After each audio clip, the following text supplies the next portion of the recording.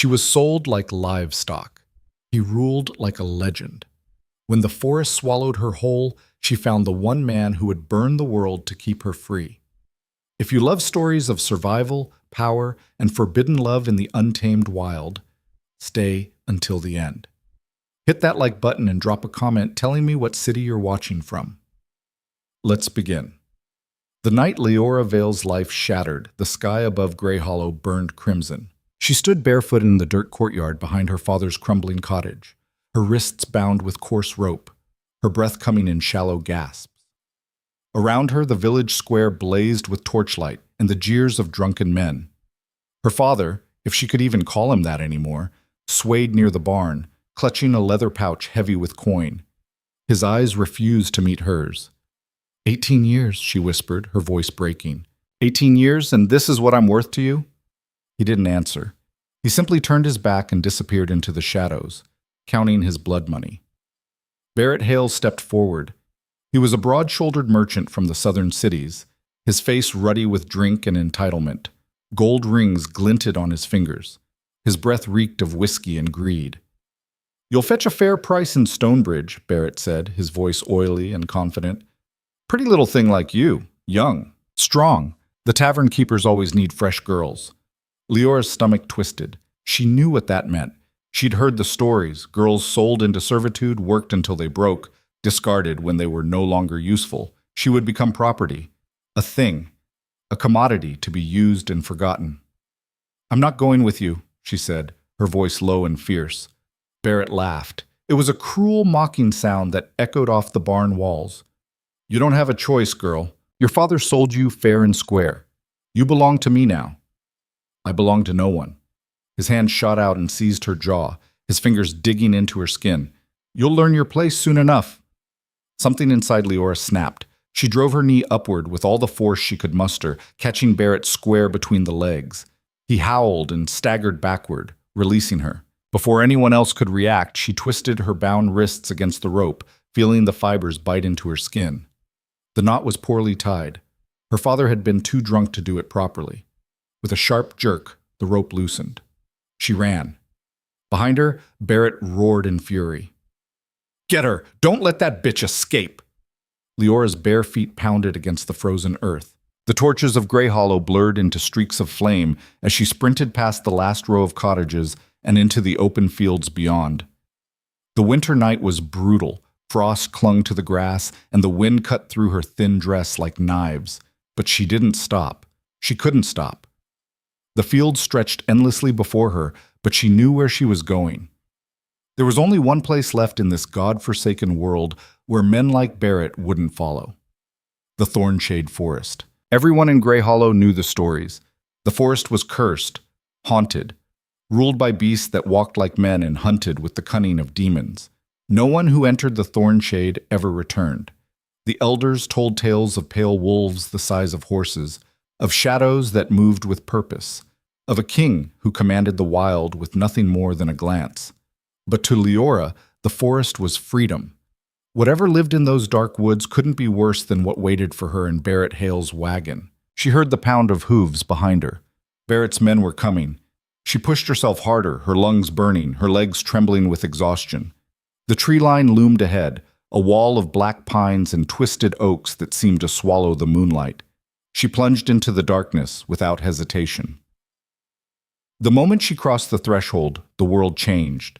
The air grew thicker, charged with something ancient and watchful. The sounds of pursuit faded behind her, replaced by the eerie silence of the deep woods. She stumbled forward, her hands grasping at branches, her feet slipping on moss-covered roots. Blood trickled down her arms where the rope had torn her skin. Her dress was soaked with sweat despite the cold. She didn't know how long she ran, minutes, hours. It all blurred together in a haze of pain and terror. Finally, her legs gave out. She collapsed onto the forest floor, her body shaking violently. The cold seeped into her bones. She curled into herself, trying to preserve what little warmth remained. "This is it," she thought. "This is where I die." But then she smelled it. Wood smoke. Her head lifted. Through the tangle of branches, she saw a faint flicker of firelight. Someone, something, was out there. She forced herself to stand. Every muscle in her body screamed in protest, but she moved toward the light. If she was going to die, she would die on her feet, not huddled in the dirt like a wounded animal. The trees opened into a clearing. At its center, a fire burned low and steady, and beside the fire, sitting on a fallen log as if he had been waiting for her, was a man. No, not a man. He was too still, too perfect. His presence filled the clearing like a physical force. He wore dark leather and furs, his broad shoulders draped in a wolf pelt that seemed to shimmer in the firelight. His hair was black as pitch, tied loosely at the nape of his neck.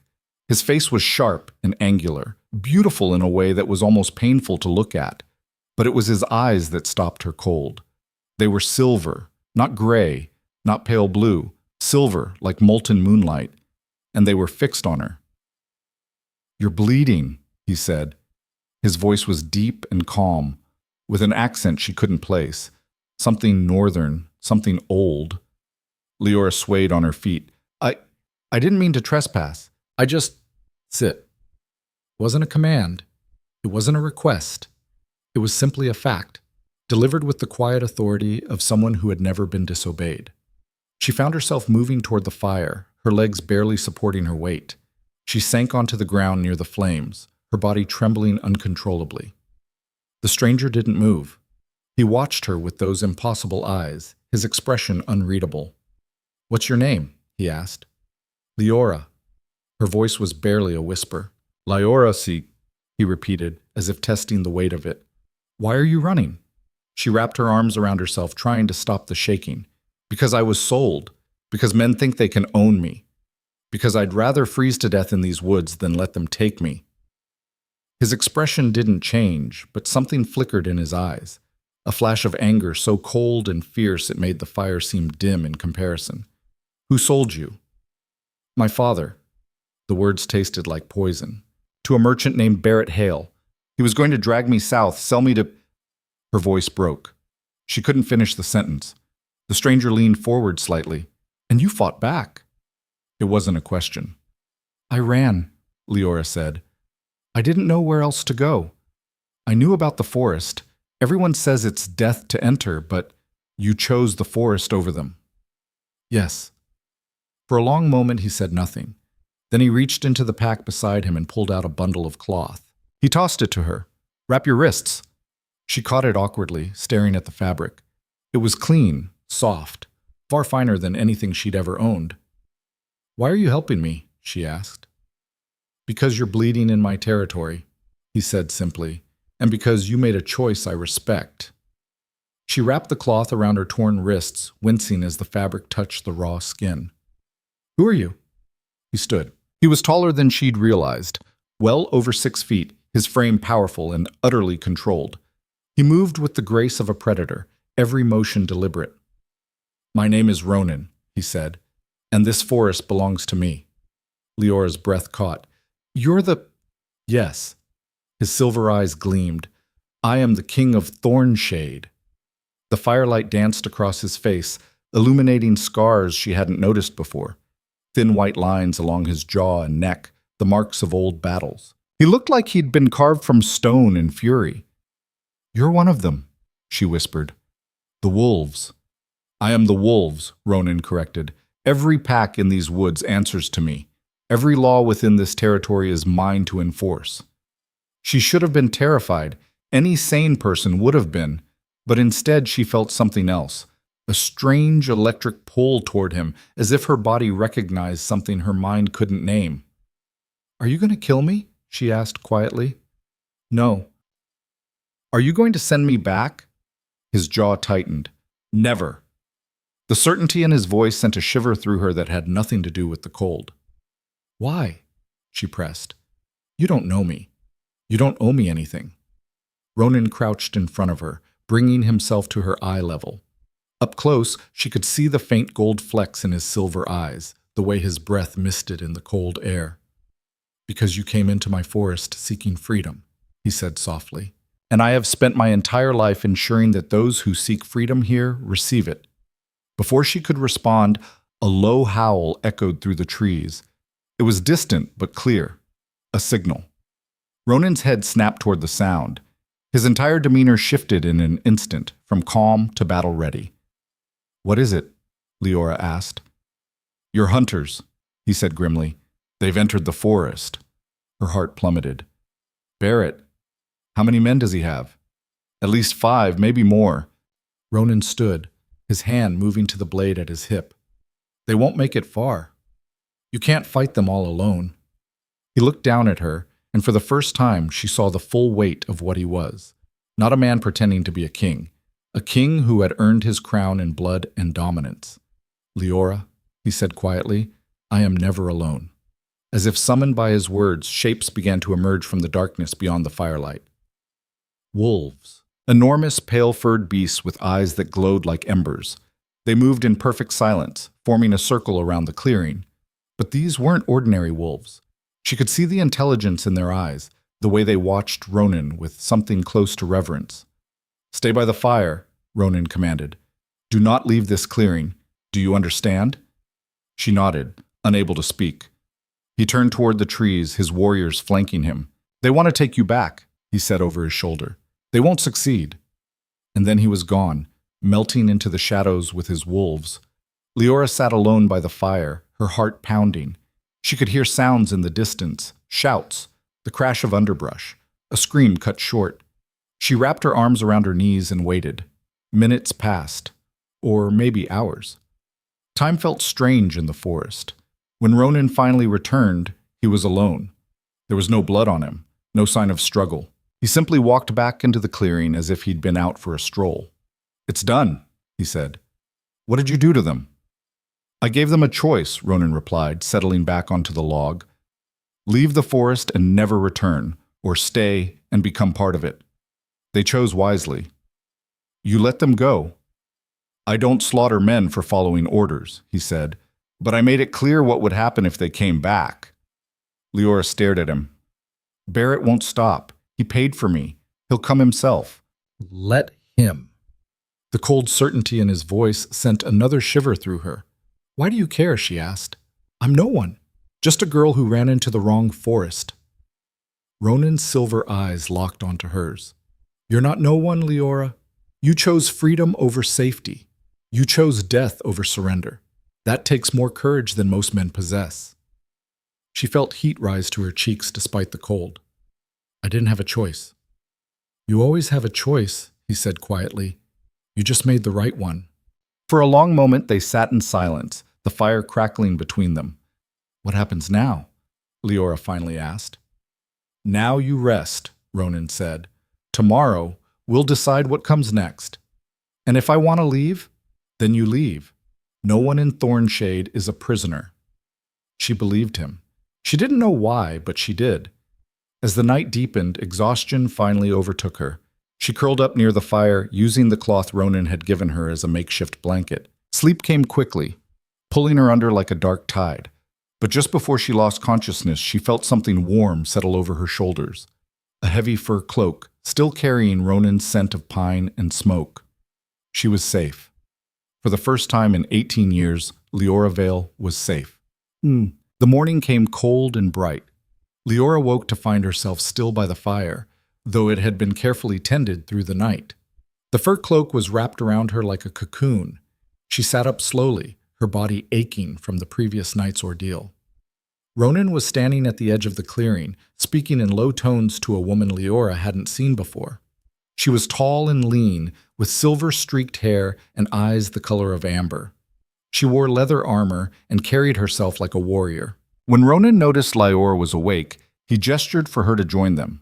She stood, wrapping the cloak tighter around herself, and walked over. "This is Kael," Ronan said, "my second in command." Kael studied Liora with sharp, assessing eyes. "So you're the one who caused all the commotion last night." "I didn't mean to Relax," Kael said, a hint of amusement in her voice. "Anyone who makes Barrett Hale run screaming from the forest is fine by me." Liora blinked. "He ran?" "Like a spooked rabbit," Kael confirmed. "Ronan didn't even have to touch him, just stepped out of the trees, and Hale nearly pissed himself." Despite everything, Liora felt a flicker of satisfaction. Ronan turned to her. "Barrett is gone, but he'll likely return with reinforcements. Men like him don't accept defeat easily. What do you suggest I do? Liora asked. That depends, Ronan said. What do you want? It was such a simple question, but it hit her like a physical blow. No one had ever asked her what she wanted. Her entire life had been dictated by her father, by poverty, by the cruel lottery of circumstance. I want to be free, she said quietly. I want to never be someone's property again. Then you'll stay here, Ronan said, under my protection. For how long? As long as you need. Kael raised an eyebrow. You're offering her sanctuary? I am. Do you know what that means? Kael pressed. If Hale comes back with soldiers, with officials from Stonebridge, then they'll learn the same lesson everyone else has learned, Ronan said coldly. Thornshade does not bend to southern law.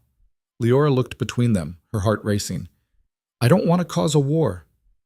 You won't, Ronan said. This isn't about you, Liora. This is about principle. No one is bought or sold in my territory. Ever. The weight of his conviction settled over the clearing like a physical presence. Kael sighed. You're going to make this complicated, aren't you? Probably, Ronan admitted. Despite the tension, Liora felt something crack open inside her chest, something that had been locked away for so long she'd forgotten it existed. Hope. I'll stay, she said. If you'll have me. Ronan's expression softened slightly. Then welcome to Thornshade, Liora Vale. Kael clapped her on the shoulder, nearly knocking her off balance. Come on then, let's get you cleaned up and fed. You look like death. As they walked deeper into the forest, Liora glanced back at Ronan. He was watching her with those impossible silver eyes, a faint smile playing at the corners of his mouth. She didn't know what the future held. She didn't know if she would survive the coming storm. But for the first time in her life, she felt like she had a choice. And that was everything. The Wolfpack's lodge was unlike anything Liora had imagined. Hidden deep within the Thornshade, it was carved into the side of a massive hill, its entrance guarded by ancient pines. Inside, the air was warm and rich with the scent of burning wood and wild herbs. The walls were lined with pelts and woven tapestries depicting scenes of hunts and battles. A massive hearth dominated the center of the main hall, its flames casting dancing shadows across the stone floor. Kael led her through the lodge, pointing out various rooms and introducing her to members of the pack. Most were human in form, though Liora could sense the wildness just beneath their skin, the way their eyes tracked movement, the grace of their movements, the subtle deference they showed to Kael and, by extension, to Ronan. You'll stay in the east wing, Kael said, pushing open a heavy wooden door. It's quiet, private. You'll have time to heal. The room was small but comfortable, with a bed piled high with furs, a wooden table, and a narrow window that looked out over the forest canopy. Thank you, Liora said softly. Kael studied her for a moment. Can I give you some advice? Please. Don't mistake Ronan's kindness for weakness, Kael said. He's the most dangerous man in these woods. Maybe the most dangerous man in the entire Northern Territory. But he's also the fairest. If you're honest with him, he'll move mountains for you. If you betray him... She let the sentence hang. I won't betray him, Liora said. Good. Kael's expression softened slightly. Get some rest. You've been through hell. We'll talk more tomorrow. She left, closing the door behind her. Liora sank onto the bed, her mind spinning. Everything had changed so quickly. One day ago, she'd been a prisoner in her own home. Now she was under the protection of a wolf king in a forest that shouldn't exist. She touched the bandages on her wrists, remembering the way Ronan had looked at her by the fire. There had been no pity in his eyes, no condescension, just recognition, as if he saw something in her that even she hadn't known was there. A knock on the door startled her from her thoughts. Come in, she called.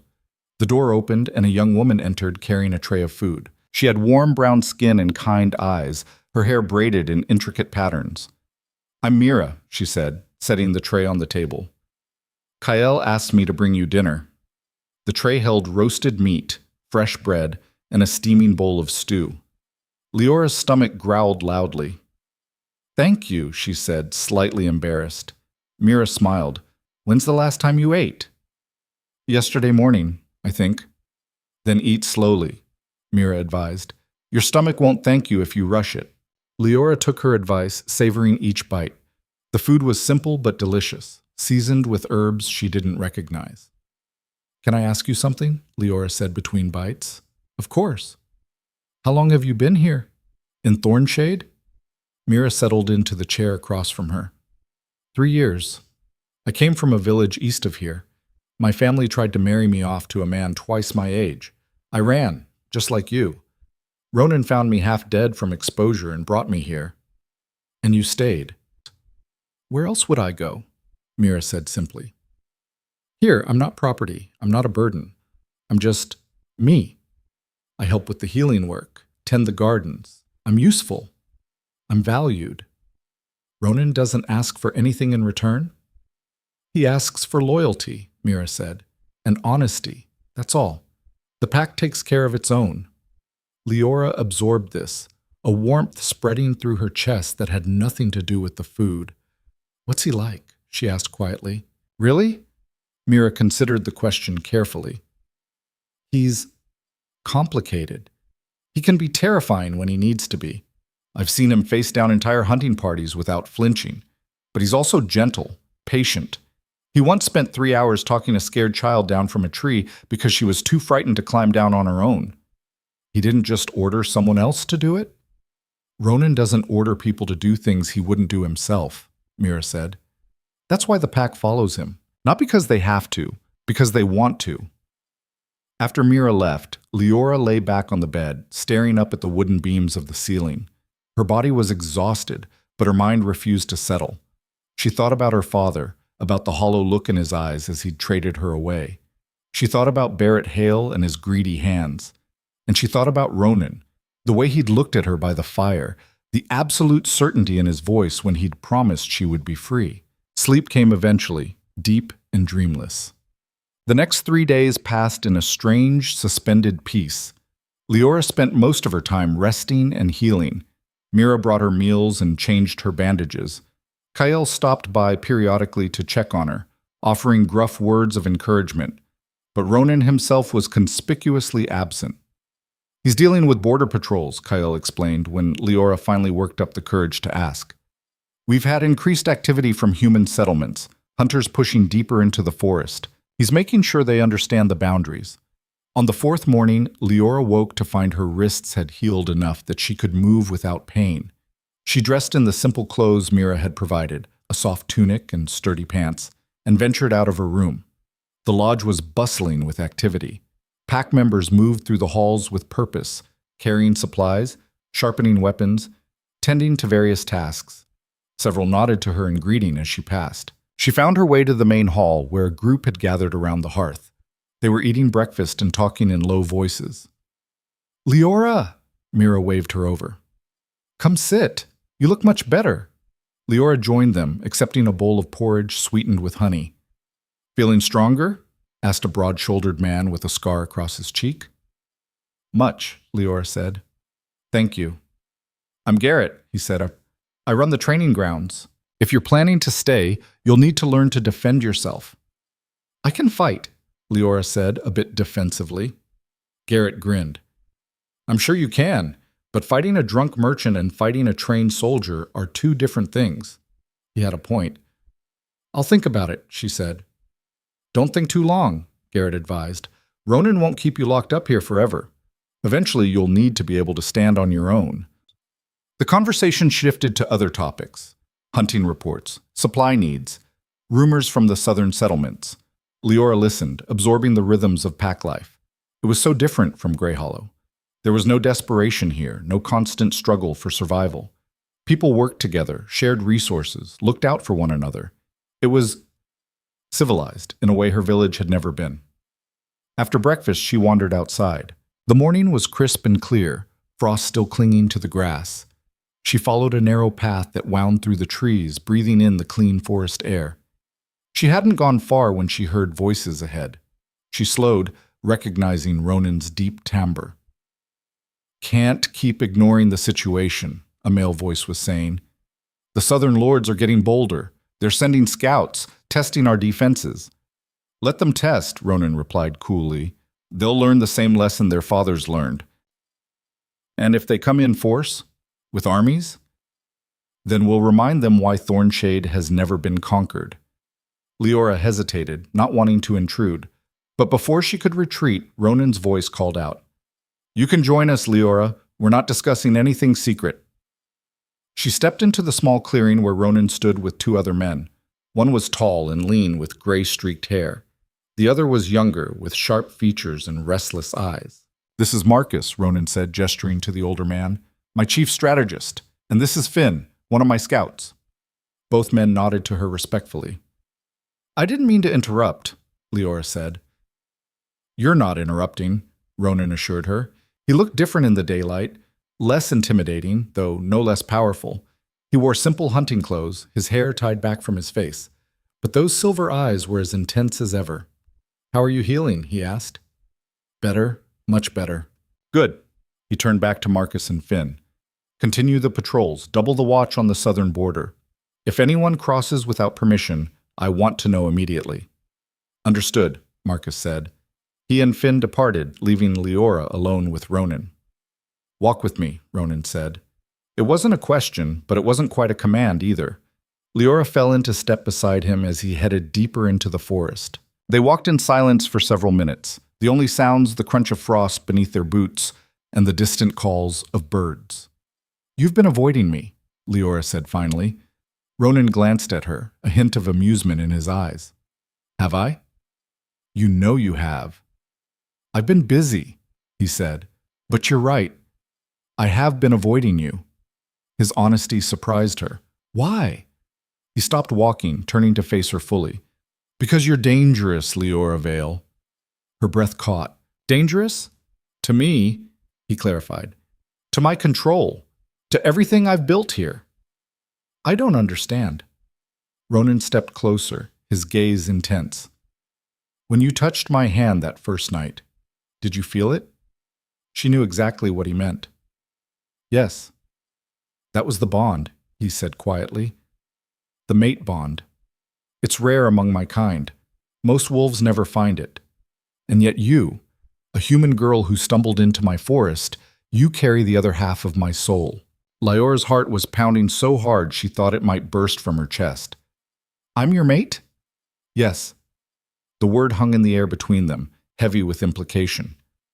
But you're human, Ronan continued, and I swore long ago that I would never bind someone to me who didn't choose it freely. So I've been keeping my distance, giving you time to heal, to understand this place, to decide what you want. And what if what I want is you? The words escaped before she could stop them. Ronan's eyes flashed silver. Then you'll have me, all of me. But you need to be sure, Liora, because once we complete the bond, there's no going back. You'll be bound to me and I to you for the rest of our lives. She should have been terrified. This was insane. She'd known him for less than a week. But standing there in the forest, looking into those impossible silver eyes, she felt more certain than she'd ever felt about anything. I'm not afraid, she said. You should be, Ronan said softly. I'm not an easy man to love. I'm territorial, possessive. I've killed men with my bare hands. I rule through strength and fear as much as respect. I don't care. Liora. She reached up and placed her hand against his chest, feeling the steady thunder of his heartbeat beneath her palm. You saved my life. You gave me freedom when the entire world wanted to cage me. You've asked for nothing in return except honesty. How could I not want you? For a long moment, Ronan simply stared at her. Then, slowly, reverently, he lifted his hand and cupped her face. You're sure, he whispered. I'm sure. He kissed her. It was nothing like she'd imagined. There was no tentative exploration, no gentle testing. Ronan kissed her like a man claiming what was his, fierce and possessive and utterly consuming. His hand tangled in her hair, tilting her head back, and she melted into him, her body recognizing what her mind had known from the beginning. This was right. This was home. When they finally broke apart, both breathing hard, Ronan rested his forehead against hers. Mine, he murmured. Yours, she agreed. And deep in the forest, the wolves began to howl, a sound of celebration, of recognition, of a new queen being claimed. The wolves' howling faded into the distance, leaving only the sound of Leora's racing heartbeat and Ronan's steady breathing. His hand was still tangled in her hair, his forehead pressed against hers, and for a moment the entire world narrowed to just the two of them. "That howling," Leora whispered. "What does it mean?" Ronan pulled back slightly, his silver eyes searching hers. "It means the pack acknowledges you. They're announcing to the forest that their king has found his mate." "Just like that? They don't even know me." "They trust my judgment," Ronan said, "and they can sense the bond. It's not something that can be faked or forced. The wolves know truth when they feel it." Leora's mind reeled. Everything was happening so fast. 1 week ago, she'd been a prisoner in her father's house. Now she was the mate of a wolf king, claimed in front of an entire supernatural pack. "What happens now?" she asked. "Now we return to the lodge," Ronan said, his thumb tracing the line of her jaw. "And you meet the pack properly, as my mate, as their future queen." The word sent a jolt through her. "Queen? Did you think I was just a leader?" Ronan's lips curved into a slight smile. "I am the Alpha King of the Northern Territories. Every pack from here to the frozen mountains answers to me. And you, Liora Vale, are about to become their queen, whether you're ready or not." Her stomach twisted with sudden anxiety. "I'm not ready. I don't know anything about your world, your laws. You'll learn," Ronan said firmly, "and I'll be beside you every step of the way." He took her hand, threading his fingers through hers, and led her back toward the lodge. The forest seemed different now, more alive, more aware. Leora could feel eyes watching them from the shadows, though whether they were curious or hostile, she couldn't tell. When they emerged into the clearing where the lodge stood, a crowd had already gathered. Wolves in both human and animal form filled the courtyard, their attention fixed on Ronan and Leora. The silence was absolute. Kale stood at the front of the assembly, her arms crossed, her expression unreadable.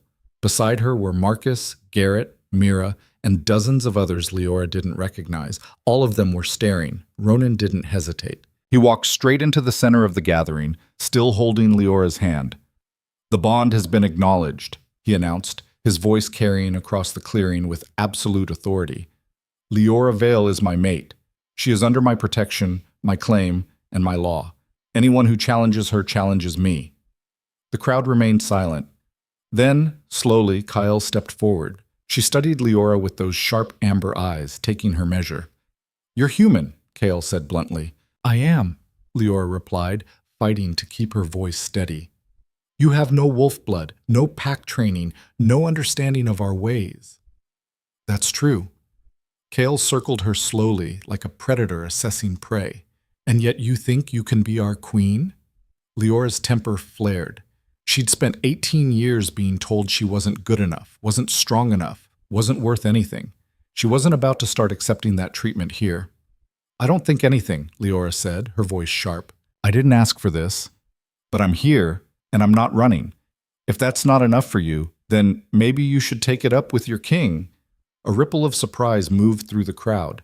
Kael's eyebrows rose. Then, to Leora's shock, the warrior woman smiled. "Good," Kael said. "A queen needs spine. Welcome to Thornshade, Liora Vale." She extended her hand. Leora took it, and Kael's grip was iron strong. One by one, the other pack members came forward. Some offered words of welcome. Others simply nodded in acknowledgement, but there was no warmth in most of their expressions. Leora could feel their skepticism, their doubt. She was an outsider, a human, someone who had stumbled into their world by accident. She didn't belong here, and they all knew it. When the formal introductions were finally over, Ronan led her back inside the lodge. The main hall had been transformed, tables laden with food, torches blazing, pack members gathering in clusters. It looked like a celebration was being prepared. "What's all this?" Leora asked. "The bonding feast," Ronan said. "It's tradition. When an alpha claims a mate, the pack celebrates for 3 days." 3 days? "You'll survive," Ronan said dryly. "Though I should warn you, some of them will test you. It's their way. They need to know you're strong enough to stand beside me." "Test me how?" "You'll see." That didn't sound promising. The feast began at sunset. Long tables had been set up in the main hall, and pack members filled every available seat. Ronan sat at the head table with Liora beside him, Kael on his other side. The food was abundant: roasted venison, wild boar, fresh bread, honeyed mead. Liora tried to eat, but her stomach was in knots. Conversation flowed around her, but she felt disconnected from it all. These people spoke a language she didn't fully understand, references to pack politics, territorial disputes, hunting grounds, and bloodlines. She was drowning in information she couldn't process. "Relax," Ronan murmured in her ear. "You're gripping that knife like you're about to stab someone." She looked down. Her knuckles were white around the handle of her dinner knife. "I don't know what I'm doing," she whispered back. "Neither did I when I first became alpha," Ronan said. "You learn by doing, by watching, by failing and getting back up." Before she could respond, a woman stood from one of the lower tables. She was beautiful in a harsh, predatory way, tall and lean with pale blonde hair and ice-blue eyes. She wore leather armor that looked like it had seen real battle. "A toast," the woman called out, her voice cutting through the noise. The hall fell silent. "To our king," she continued, raising her cup, "who has finally found a mate after all these years." There was something mocking in her tone that made Liora's skin prickle. "Thank you, Sylvie," Ronan said coolly. Sylvie's smile was razor sharp. "I only wonder if she understands what she's getting into. Being queen isn't just about sitting beside the king and looking pretty. It requires strength, cunning, the ability to lead warriors into battle." "Are you questioning my judgment?" Ronan's voice dropped several degrees. "Not at all," Sylvie said smoothly. "I'm simply curious how a human girl who couldn't even protect herself from a fat merchant is supposed to protect the pack." The insult landed like a slap. Liora felt heat flood her face. Around the hall, pack members watched with predatory interest. She started to stand, but Ronan's hand on her arm stopped her. "Sylvie served as one of my generals during the border wars," Ronan said quietly to Liora. "She's one of the finest warriors I've ever known. She's also testing you. Don't give her what she wants." "And what does she want?" "To see you lose control. To prove you're weak." Liora forced herself to sit back down. She picked up her cup and took a slow, deliberate drink, meeting Sylvie's eyes over the rim. "I don't need to prove anything to you," Liora said clearly. "If Ronan believes I belong here, that's all that matters." Sylvie's smile widened. "Hiding behind your mate already? How disappointing." "I'm not hiding," Liora said. "I'm choosing my battles. Unlike you, I don't need to pick fights at dinner to feel important." A few pack members snorted with laughter. Sylvie's expression hardened. "Careful, little human," she said softly. "You're in a wolf's den now. One wrong move and you'll find yourself torn apart." "Enough!" Ronan's voice cracked like a whip. The temperature in the hall seemed to drop 10 degrees. "Sylvie, you've made your point. Sit down." For a moment, Sylvie looked like she might argue. Then she inclined her head slightly and returned to her seat. But her eyes never left Liora, and the promise in them was clear. This wasn't over. The feast continued, but the mood had shifted. Liora could feel the weight of judgment pressing down on her from all sides. Every conversation, every glance felt like an evaluation. She was being measured and found wanting. When the meal finally ended, Ronan led her away from the main hall to a private chamber deeper in the lodge. It was clearly his. The room was sparse but comfortable, dominated by a massive bed covered in dark furs. Maps and weapons lined the walls. "I'm sorry about Sylvie," Ronan said, closing the door behind them. "She's always been territorial." "She was your lover," Liora said. It wasn't a question. Ronan didn't deny it. "Years ago, before I became king. It ended badly." "Does she still have feelings for you?" "What Sylvie feels is irrelevant," Ronan said firmly. "You are my mate. That bond supersedes everything else." Liora sank onto the edge of the bed, suddenly exhausted. "They all think I'm weak, useless, a liability." "Some of them do," Ronan agreed. He knelt in front of her, taking her hands in his. "But they don't know you yet. They don't know the girl who fought her way out of slavery and chose death over surrender. They'll learn." "What if I can't do this?" The words came out smaller than she intended. "What if I'm not strong enough to be what you need?" Ronan's eyes blazed. "You're exactly what I need. Strong doesn't mean you have to be a warrior. Strong means you don't break when the world tries to crush you. And you, Liora Vale, have been bent and beaten your entire life. And you're still standing. That's the kind of strength that matters. She wanted to believe him, but doubt gnawed at her insides like a living thing. Sylvie's right about one thing, Liora said quietly. I can't fight. I can't protect anyone. If something happens, then you'll learn to fight, Ronan interrupted. Starting tomorrow, you'll train with Garrett. He'll teach you how to defend yourself. In one day? 1 week? Ronan, I'm never going to be like them. I don't need you to be like them, Ronan said fiercely. I need you to be you. The woman who looked a wolf king in the eyes and demanded freedom. The woman who chose her own path even when it led into darkness. That's the woman I claimed. That's the woman who will be my queen. He kissed her then, hard and possessive, and Liora felt some of her fear melt away. She might not fit into this world yet. She might never fully belong. But she had Ronan, and for now, that was enough. They fell asleep tangled together, and for a few hours Liora found peace. But peace never lasted long in Thornshade.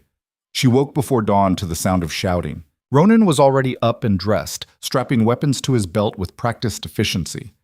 What's happening? Liora asked, throwing off the furs. Scouts spotted movement on the southern border, Ronan said grimly. A large party, armed and organized. Her blood ran cold. Barrett. Most likely. Ronan's jaw was tight. He's brought reinforcements, probably hired mercenaries. How many? At least 30 men, maybe more. Liora's mind raced. 30 trained soldiers against the pack. It would be a bloodbath. I can talk to him, she said quickly. If I go out there, explain, absolutely not. Ronan's tone left no room for argument. You're not going anywhere near Barrett Hale. But if I could just… Liora. He grabbed her shoulders, forcing her to meet his eyes. Barrett didn't come here to talk. He came here to take you back by force. And he'll kill anyone who stands in his way. Then let me go with him. The words hung in the air like poison. Ronan's expression turned to stone. What did you just say? If I go with him voluntarily, he'll leave. No one has to die. You think I would let you sacrifice yourself? Ronan's voice was dangerously quiet. You think I would let that monster take you after I claimed you as mine? It's not about you, Liora's voice rose. This is my fault. Barrett came here because of me. If people die defending me, then they die defending their queen, Ronan cut in. This is not negotiable, Liora. You are mine. You belong to Thornshade now, and we protect our own. I'm not worth a war. You are worth everything. The words exploded out of him. Do you understand that? You are my mate, my other half. I would burn the entire Southern Territory to ash before I let them take you. Tears stung her eyes. I don't want anyone to die for me.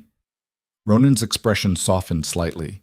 He pulled her against his chest, his arms wrapping around her like iron bands. I know, he murmured into her hair, but this is the reality of our world. Sometimes we have to fight. Sometimes we have to kill. It's not fair and it's not kind, but it's the truth. A knock on the door interrupted them. Kale entered without waiting for permission, her face grim. They've crossed the border, she reported. Barrett Hale is leading them himself. He's demanding we turn over the girl or face consequences. What kind of consequences? Ronan asked. He's threatening to report us to the Stonebridge magistrate. Claims we're harboring stolen property. He's got a signed contract from her father. Liora's stomach dropped. The sale agreement. It doesn't matter, Ronan said flatly. Thornshade doesn't recognize Southern law. The magistrate might send soldiers, Kyle warned. Real soldiers, not mercenaries. We'd be looking at a siege. Let them try, Ronan said. We've held this territory for 200 years. We'll hold it for 200 more. Ronan, Kale's voice was unusually gentle. Are you sure this is the hill you want to die on? She's been here less than a week. She's my mate. She's human. Enough! Ronan's power filled the room like a physical wave. Even Kyle took a step back. I will not have this argument again. Liora stays. Barrett leaves. If he refuses, we remove him by force. Kale's jaw tightened, but she nodded. As you command, my king. She left, closing the door harder than necessary. Liora pulled away from Ronan, her mind churning. She's right. This is insane. You're risking everything for someone you barely know. I know you, Ronan said quietly. I know your heart. I know your strength. That's enough." "What if it's not?" Liora demanded. "What if I let you down? What if I'm not worth—" He kissed her silent, fierce, and claiming. When he pulled back, his eyes were blazing. "You are worth it," he said. "Never doubt that." But as he left to prepare his warriors, Liora stood alone in the chamber, doubt eating her alive. The confrontation came at midday. Barrett Hale stood at the edge of the forest with his hired army behind him, hard-faced men with scarred hands and dead eyes. They carried swords and crossbows, and they looked like they knew how to use them. Ronan faced them with his pack.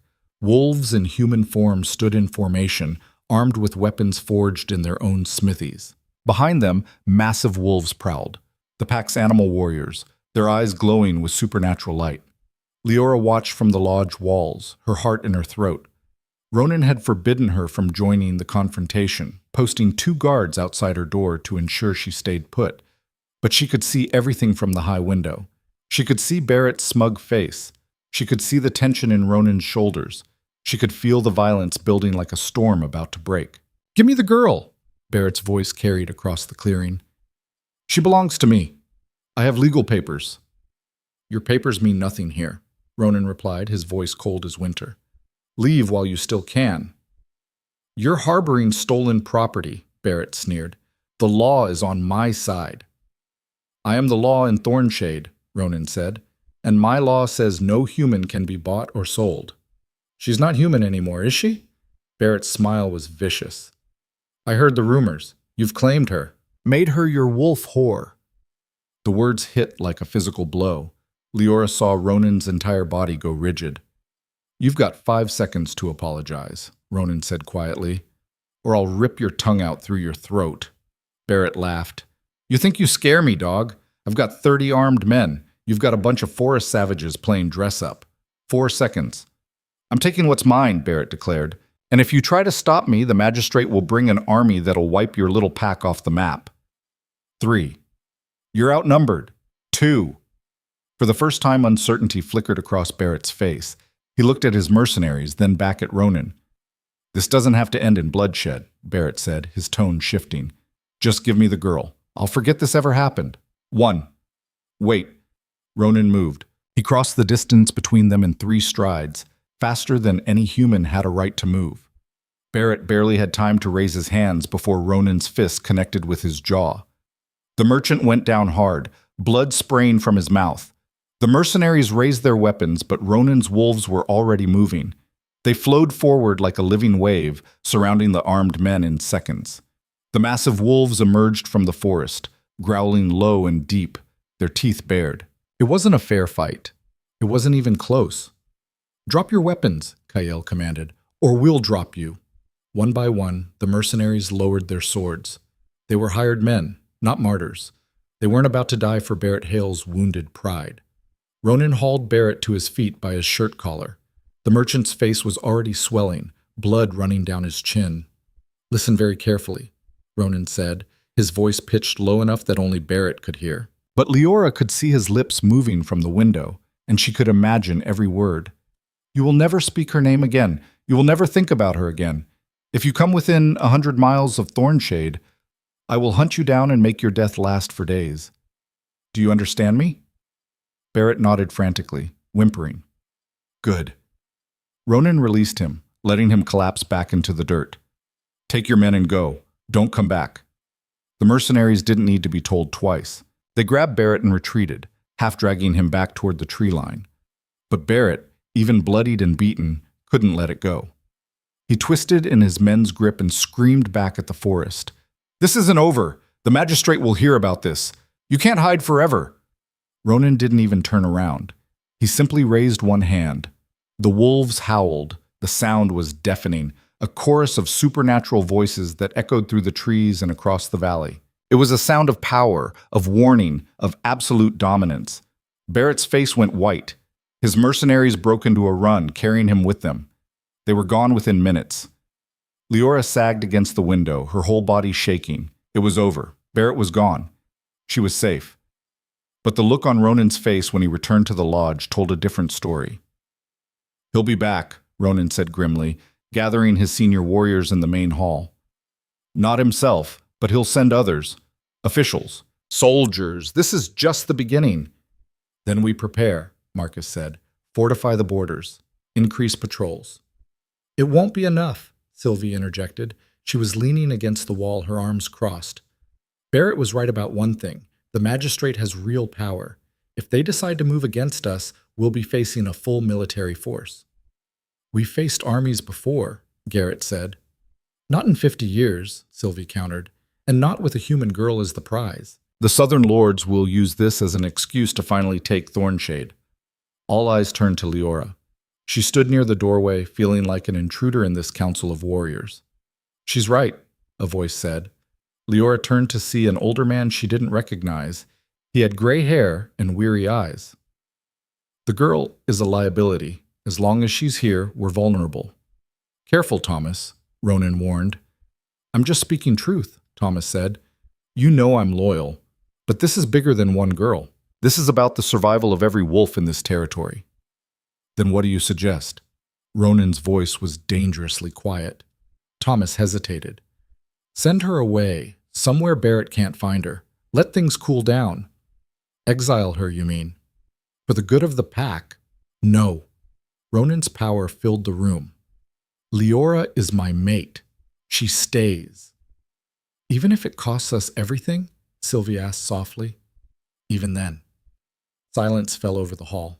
Liora could feel the weight of their stares, some sympathetic, some resentful, all uncertain. She couldn't do this anymore. She couldn't stand here while they debated her worth like she was a piece of furniture. I'll go, she said quietly. Every head turned toward her. What? Ronan's voice was sharp. I'll leave Thornshade, Liora said, forcing her voice to stay steady. I'll go somewhere far away where Barrett can't find me. The pack will be safe, and you won't have to… No. Ronan crossed the room in 3 strides. Absolutely not.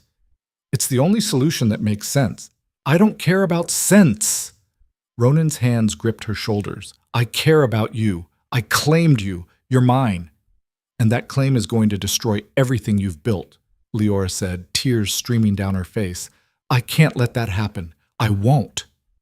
You don't get to make that decision. Yes, I do. Her voice rose. This is my life, Ronan. My choice. You said no one in Thornshade is a prisoner.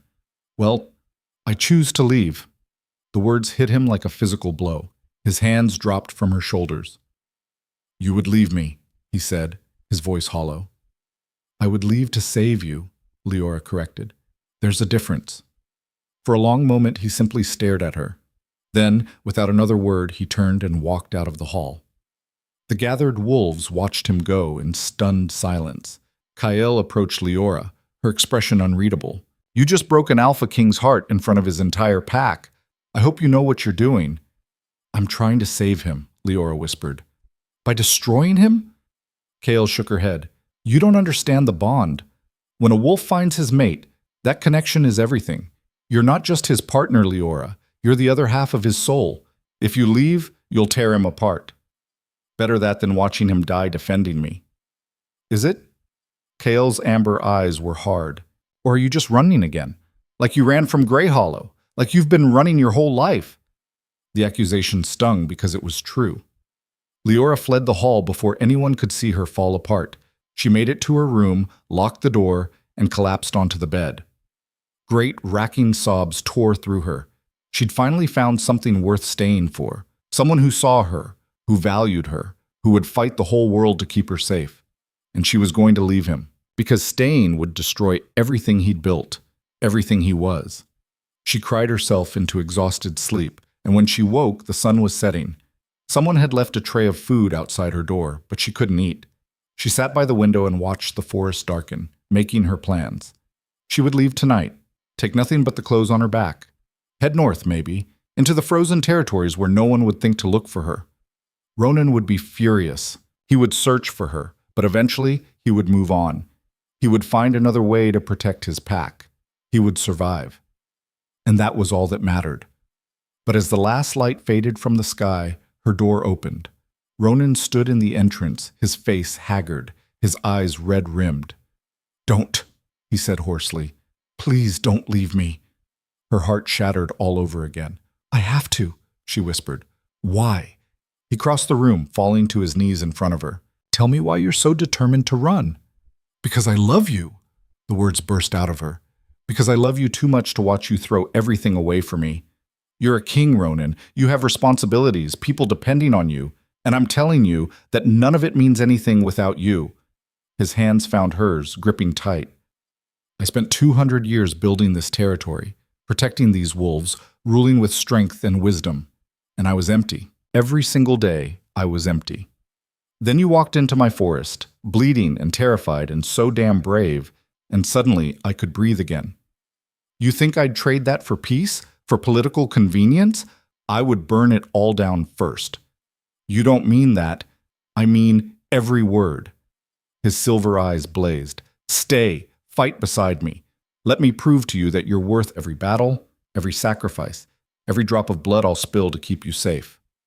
Leora's resolve crumbled. She slid off the chair and into his arms, and he held her like she was the only thing anchoring him to the earth. "I'm scared," she admitted against his chest. "So am I," he confessed. "But I'm more scared of losing you than I am of anything Barrett or the magistrate can throw at us." They stayed like that for a long time, wrapped in each other, finding strength in their combined heartbeat. Finally, Ronan pulled back just enough to look into her eyes. "Tomorrow," he said, "we start preparing for war. I'll teach you to fight, to lead, to be the queen this pack needs. And when Barrett's armies come, because they will come, we'll face them together." Liora nodded, her fear transforming into something harder, something sharper. She was done running. If there was going to be a war, she would fight in it. Not as a prize to be won or lost, but as a woman who had chosen her side.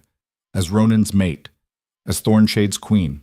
And the Southern Lords would learn what every predator already knew. The most dangerous creature in the forest wasn't the one with the biggest teeth. It was the one with nothing left to lose. Dawn broke cold and merciless over Thornshade. Liora stood in the training yard behind the lodge, her breath misting in the frozen air, her body already aching from an hour of relentless drills. Garrett circled her like a predator, wooden practice sword in hand, his expression offering no sympathy. "Again!" he barked. She lunged forward, her own practice blade cutting through the air. Garrett deflected it with casual ease and swept her legs out from under her. She hit the ground hard, the impact driving the air from her lungs. "Dead," Garrett said flatly. "For the third time this morning." Liora pushed herself up, ignoring the pain radiating through her hip. "I'm trying. Trying isn't good enough." "You think Barrett's soldiers will care that you're new at this? You think they'll give you time to catch your breath?" He extended his hand and pulled her to her feet. "When they come, and they will come, you need to be able to defend yourself, because Ronan can't be everywhere at once." She knew he was right. The past 3 days had been a blur of brutal training sessions, strategic meetings, and sleepless nights. Ronan was preparing the pack for war, and that meant everyone had to be ready, including her. "From the top," Garrett commanded, "and this time, don't telegraph your strike. Your eyes give away everything." They went again and again. By the time the sun climbed above the tree line, Leora's arms felt like lead, and her hands were blistered beneath the leather wraps. But she was starting to see the patterns in Garrett's movements, starting to anticipate his strikes. When she finally managed to land a solid blow to his ribs, he actually smiled. "Better," he acknowledged, rubbing the spot where her blade had connected. "You're learning." "I'm exhausted," Liora corrected, collapsing onto a nearby bench. "Good. Exhaustion teaches you to fight through weakness." Garrett tossed her a water skin. "Rest for 10 minutes, then we work on close quarters combat." Before she could protest, Kael emerged from the lodge, her face grim. "Council meeting," Kael announced. "Ronan wants everyone in the main hall. Now." But Garrett's expression hardened. "What's happened?" "See for yourself." They followed Kael inside. The main hall was already packed with senior pack members, their conversations hushed and tense. Ronan stood at the head table, a rolled parchment in his hand. His face was carved from stone. Liora pushed through the crowd to reach him. "What is it?" He handed her the parchment without a word. She unrolled it with trembling fingers. The document was official, stamped with the seal of the Stonebridge Magistrate's office. The language was formal and cold, but the message was clear. Liora Vale was to be surrendered to Barrett Hale within 7 days, or Thornshade would be declared an enemy settlement and subject to military action. The magistrate was offering one chance at peaceful resolution. After that, he would send the Southern Army. "How did this get here?" Liora whispered. "A messenger arrived at dawn," Marcus said, "under a white flag. He delivered the summons and left immediately." 7 days, Sylvie said from across the room. "That's barely enough time to fortify our defenses." "It's meant to pressure us into compliance," Thomas added, "make us feel like we have no choice." "We don't have a choice," Ronan said quietly. "We fight." "Against the Southern Army?" A younger wolf named Finn spoke up. "That's suicide. They have hundreds of trained soldiers, siege weapons." "Then we make sure they can't use them," Ronan cut in. "Thornshade's strength has always been the forest itself. We know every trail, every hidden path. We can turn this territory into a nightmare for invaders." "And when they burn the forest down around us?" Sylvie challenged. "They won't risk that. The lumber from Thornshade is worth a fortune to the southern merchants. They want to control the forest, not destroy it." Liora's mind raced as she listened to the tactical debate swirling around her. 7 days. In 7 days, an army would march into this forest to drag her away in chains, and everyone in this room would die trying to stop them, unless she gave them another option. "I'll go," she said. The room fell silent. Ronan's head snapped toward her. "No. Just listen. I said no." His voice carried the weight of absolute authority. "We already had this conversation." "Things are different now," Liora pressed. "Before, it was just Barrett and his mercenaries. Now we're talking about a full military force. You can't win against those odds." "We'll find a way." "By sacrificing how many lives?" Liora's voice rose. 10? 20? 50? How many wolves have to die before you admit this is insane?" "Every single one of them would die for their queen," Ronan said fiercely. "I'm not their queen." The words exploded out of her. "I'm just a girl who ran into the wrong forest. I'm not worth this." The slap of her own words hung in the air. Around the room, pack members shifted uncomfortably. Some looked away. Others watched her with something that might have been pity. Ronan's expression didn't change, but something flickered in his silver eyes. Pain, deep and cutting. "If that's what you truly believe," he said quietly, "then you understand nothing about what it means to be pack." He turned and walked out of the hall, leaving her standing alone in a room full of strangers. Kale approached, her face unreadable. "You should go after him." "Why? So he can tell me again that I'm worth dying for? I'm not, and I won't let him pretend otherwise." "You really think he's pretending?" Kale shook her head. "You're his mate, Liora. For wolves, that bond is sacred. It's not about worth or logic. It's about soul-deep recognition. When a wolf finds his mate, she becomes his reason for breathing. You could be a penniless orphan or a foreign queen. It wouldn't matter. You're his other half." "That's not fair to him," Liora whispered. "Love isn't fair," Kale said bluntly. "But it's real. And if you can't see that, then maybe you're not ready to be anyone's mate." The words stung like a physical blow. Before Liora could respond, Kael walked away, leaving her standing in the center of the emptying hall. She wanted to scream, to cry, to run until her legs gave out. Instead, she went to find Ronan. She found him on the eastern ridge overlooking the forest valley.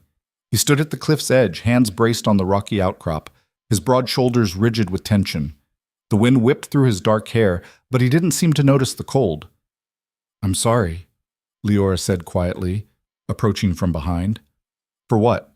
His voice was flat. "For speaking the truth? You said it yourself. You're just a girl who ran into the wrong forest." "I didn't mean it like that." "Then how did you mean it?"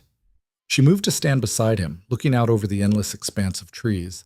From this height, Thornshade looked untouchable, eternal, like nothing could ever threaten its wild beauty. But she knew better. Armies could cut down forests. Fire could consume ancient woods. Nothing was truly safe. "I meant that I don't deserve what you're offering," she said. "This protection, this acceptance, this love. I've never done anything to earn it." "You don't earn love," Ronan said. "You receive it, or you don't." "And what happens when I let you down? When I'm not strong enough or smart enough, or then we'll face it together." He finally turned to look at her, and the intensity in his silver eyes stole her breath. "Do you know what I see when I look at you, Liora?" A liability? A survivor. His hand came up to cup her face. I see a woman who was beaten down by the world and refused to stay down. I see someone who chose freedom even when it meant certain death. I see strength that has nothing to do with swords or battles. And I see the other half of my soul finally made whole. Tears burned her eyes. I'm so scared. So am I, he admitted. But I'm more scared of a world without you in it than I am of any army. She leaned into his touch, drawing strength from his certainty. Maybe Kael was right. Maybe she didn't fully understand what the mate bond meant, but she was beginning to grasp the depth of what Ronan felt for her and what she felt for him in return. Teach me, she whispered. Teach me to be what they need, what you need. You already are, Ronan said. You just don't see it yet. They stood together on the ridge as the sun climbed higher, two souls bound by something ancient and unbreakable, preparing for a war neither of them wanted, but both were willing to fight. The next 4 days passed in a haze of preparation. The entire pack mobilized. Scouts were dispatched to monitor the southern roads. Weapons were sharpened. Defensive positions were established throughout the forest. Even the wolves who normally kept to their animal forms began training in coordinated attack patterns. Liora threw herself into the work. She trained with Garrett every morning until her muscles screamed. She helped Mira prepare medical supplies for the wounded they knew would come. She sat in on tactical meetings, listening and learning the language of warfare. And slowly, grudgingly, the pack began to accept her. It started with small things. Garrett praising her improved footwork, Mira asking her opinion on herb mixtures, Marcus nodding in approval when she suggested a defensive strategy during a council meeting. Even Sylvie's hostility seemed to thaw slightly. The warrior woman approached her on the 4th evening as Liora was cleaning weapons in the armory. You're still here, Sylvie observed. Where else would I be? Running. That's what humans usually do when things get dangerous. Sylvie picked up a whetstone and began sharpening her own blade. I'll admit, I didn't think you'd last this long. I'm full of surprises, Liora said dryly. Sylvie's lips twitched in what might have been a smile. Ronan thinks you're stronger than you believe. He's usually right about these things. He also thought Barrett would give up after one warning. Barrett's a coward, Sylvie said dismissively. Cowards are predictable. They always escalate when they feel humiliated. She set down her blade and fixed Liora with a sharp look. Can I give you some advice? Please. Stop trying to protect Ronan. He's survived 2 centuries of war, politics, and assassination attempts. He doesn't need you to sacrifice yourself for him. What he needs is a partner who trusts him to fight his own battles. Even if those battles will get him killed? Especially then, Sylvie said. A king who won't fight for what he believes in isn't worth following, and a mate who won't let him be who he is will destroy him faster than any army. The words settled over Liora like a heavy cloak. She'd been so focused on protecting Ronan that she hadn't considered she might be undermining him instead. Thank you, Liora said quietly. Sylvie stood, gathering her weapons. Don't thank me yet. When the fighting starts, you'll need to prove you can stand beside him, not behind him. Beside him. Can you do that? Liora met her gaze steadily. I can try. Good enough.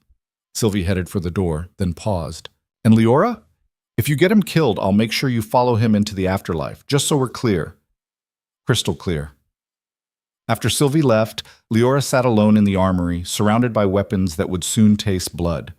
She thought about what it meant to stand beside someone instead of behind them, to trust instead of protect, to be a partner instead of a burden. She was still learning, still failing more than she succeeded, but she was trying, and maybe that was enough. The 7th day arrived with heavy clouds and the scent of coming snow. The pack gathered at the southern border, a massive show of force designed to intimidate. Wolves in both human and animal form filled the tree line. Ronan stood at the front, radiating power and authority. Beside him stood Kael, Marcus, Garrett, and Sylvie, his most trusted warriors. And beside him, for the first time, stood Liora. She wore leather armor that Mira had fitted for her, a short sword at her hip that Garrett had taught her to use. Her hands trembled slightly, but she forced them still. She would not show weakness. Not today. The Southern Army appeared just after noon.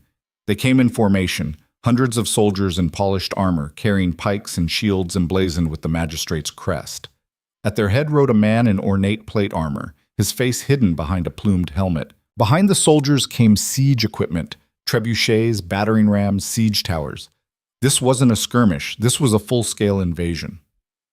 Barrett Hale rode near the front of the column, his face still bruised from Ronan's beating. When he saw Liora standing beside the Alpha King, his expression twisted with rage. The army stopped 50 yards from the tree line. The commander removed his helmet, revealing a stern face with gray temples and cold blue eyes. "I am Commander Aldrich of the Stonebridge Military," he called out.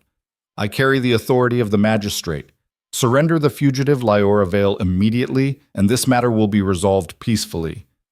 "Liora Vale is under my protection," Ronan replied, his voice carrying effortlessly across the distance. "She is my mate and the Queen of Thornshade. She will not be surrendered." "Then you are in violation of lawful contract in harboring stolen property," Aldrich said. "I am authorized to use force to recover her." "Try it," Ronan said coldly. "See how many of your men make it back to Stonebridge." Barrett pushed his horse forward, his face flushed with anger. "You can't hide behind these animals forever, girl. You belong to me." Something inside Liora snapped. She stepped forward, past Ronan, past the line of warriors. She walked alone into the open ground between the two forces. "Liora, no!" Ronan's voice was sharp, but she didn't stop. She walked until she stood in the middle of the clearing, visible to both armies. Then she turned to face Barrett. "I belong to no one," she said, her voice ringing clear and strong. "Not to you, not to my father, not to any man who thinks he can buy a human life with coin. Your father signed a contract." "My father was a drunk who sold his daughter to pay his debts," Liora cut in. "That contract is worth less than the paper it's written on. I am not property. I am not livestock. I am a human being, and I refuse to be traded like a commodity." "The law says otherwise," Commander Aldrich interjected. "Then your law is broken," Liora shot back. She turned to address the entire Southern Army. "Look at yourselves. Hundreds of armed men sent to drag one woman back into slavery. Does that seem right to you? Does that seem just?" Silence. Some of the soldiers shifted uncomfortably. "I came to Thornshade seeking freedom," Liora continued, "and I found it. Not because these wolves are savage or lawless, but because they understand something your magistrate has forgotten, that every person has the right to choose their own path, to live free or die free, and I choose freedom." "Enough speeches," Barrett snarled. He drew his sword. "If your animals won't give you up, I'll take you myself." He spurred his horse forward. Ronan moved, but Liora was faster. She drew the short sword at her hip, the blade singing as it left the sheath. Barrett rode down on her, sword raised for a killing blow. She didn't run, didn't flinch. At the last possible second, she sidestepped the charging horse and brought her blade up in a sharp arc. Steel met steel with a shower of sparks. The force of the impact nearly tore the sword from her hands, but she held on. Barrett wheeled his horse around, his face purple with rage. "You dare—" "I dare everything," Liora said. Her heart was pounding, but her voice was steady. "I'm done being afraid of men like you." Barrett charged again. This time she was ready. She dodged left, and as he passed, she slashed at his leg. The blade bit through cloth and leather, drawing blood. Barrett howled and nearly fell from his saddle. "Stand down!" Commander Aldrich shouted. "Barrett, stand down!" But Barrett was beyond reason. He dismounted, advancing on foot, his sword dripping with Liora's own blood. She hadn't been fast enough, and he'd caught her shoulder with a glancing blow. They circled each other in the clearing. Liora's training with Garrett played through her mind. Watch his eyes. Anticipate his movement. Use his size against him. Barrett was bigger, stronger, more experienced, but he was also angry and reckless. When he lunged, she parried and riposted, her blade slicing across his sword arm. When he tried to overpower her with brute strength, she slipped away and struck at his exposed flank. She was faster, lighter, more desperate, and she was fighting for more than her life. She was fighting for her freedom, for her future, for the right to choose. Barrett stumbled, breathing hard. Blood ran from a dozen shallow cuts. "This isn't over?" "Yes, it is," Liora said. She leveled her blade at his throat. "It's over because I say it's over. You have no power over me. You never did." For a long moment, they stood frozen. Then Barrett's sword fell from his nerveless fingers. He sank to his knees, defeated. Liora lowered her blade. She turned to Commander Aldrich. I fought him in fair combat, she said. By any law, southern or northern, that makes his claim void. Aldrich's expression was unreadable. He looked from Liora to Barrett's kneeling form to the massive force of wolves watching from the tree line. The magistrate will not be pleased, he said finally. The magistrate can file a complaint, Ronan said, moving to stand beside Liora. His hand found hers, their fingers intertwining. But Thornshade's laws are clear. She fought for her freedom and won it. That claim supersedes any contract. Aldrich was silent for a long moment. Then, surprisingly, he nodded. Very well. The matter is settled. He looked at Barrett with barely concealed disgust. Gather your belongings, Hale. We're leaving. What? Barrett's head snapped up. You can't just... I can and I will, Aldrich said coldly. You brought us here on a false claim. The woman fought and won her freedom under rules even our own laws would recognize. Consider yourself fortunate I don't charge you for wasting military resources. He turned his horse and gave the order to withdraw. The massive Southern army began its retreat, soldiers filing back down the road they'd come from. Barrett remained on his knees, his face a mask of impotent rage. This isn't finished, he hissed at Liora. I'll find another way. No, you won't, Ronan said quietly. He crouched beside Barrett, his silver eyes blazing. Because if you ever speak her name again, if you ever think about her again, I will hunt you to the ends of the earth. And when I find you, I will make sure you die screaming. Do you understand me? Barrett's face went white. He nodded frantically. Good. Now get out of my forest. Barrett scrambled to his feet and ran, limping after the departing army. Silence fell over the clearing. Then slowly, the Thornshade wolves began to howl. It was a sound of victory, of pride, of recognition. Their queen had proven herself. Liora swayed on her feet, the adrenaline draining from her body all at once. Ronan caught her before she fell, lifting her into his arms. You terrified me, he murmured against her hair. I know, she whispered back, but I had to do it. I had to prove. You proved everything, Ronan said fiercely. To them, to me, to yourself. The pack surrounded them, voices raised in celebration. Cale clapped her on the shoulder hard enough to bruise. Garrett actually grinned. Even Sylvie offered a nod of grudging respect. But as Ronan carried her back toward the lodge, Liora noticed something odd. A figure stood at the edge of the tree line, partially hidden in shadow. A woman with long dark hair and eyes that seemed to glow with their own inner light. When their gazes met, the woman smiled and vanished. Did you see that? Liora asked. See what? There was a woman. In the trees, she... But when Liora looked again, there was nothing, just empty forest. She shook her head. Exhaustion and blood loss were making her see things. Back at the lodge, Mira tended to her shoulder wound while the pack celebrated around them. The main hall rang with laughter and music. Warriors who had been preparing for death hours ago were now drinking and singing, their relief palpable. Ronan never left her side. Even as pack members came to congratulate him, to marvel at their unexpected victory, his attention remained fixed on Liora. You should be celebrating, she told him. I am, he said simply. Later that night, when the festivities had finally died down and most of the pack had collapsed into exhausted sleep, Ronan carried Liora to his chambers. He laid her gently on the massive bed, then stretched out beside her, careful not to jostle her injured shoulder. I thought I'd lost you today, he admitted quietly. When you walked out into that clearing alone, my heart stopped. I had to do it, Liora said. For me. To prove I could. I know.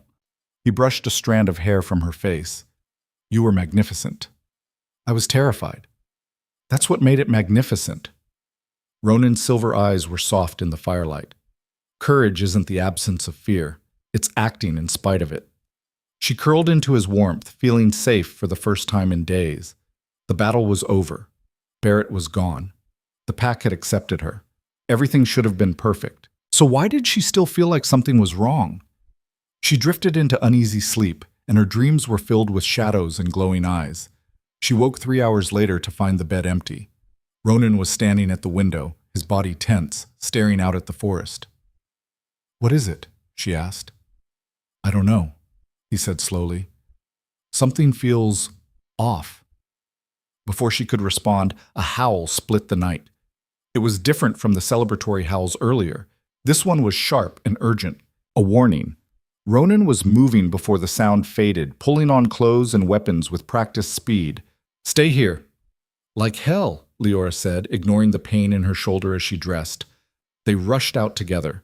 The courtyard was chaos, wolves running in all directions, voices shouting over each other.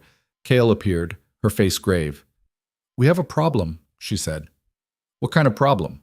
Ronan demanded. "The Eastern Border Scouts found something. Bodies." "Whose bodies?" "Ours." Ice flooded Leora's veins. "How many?" "3. Patrol team that was supposed to check in an hour ago." Kale's expression was grim. "Their throats were torn out, but it wasn't done by humans." "Wolves?" Ronan's voice was deadly quiet. "Not pack wolves. These were something else. The wounds are wrong, and there's a scent none of our trackers recognize." "Show me." They followed Kyle through the dark forest to the eastern border. The scene was exactly as she'd described.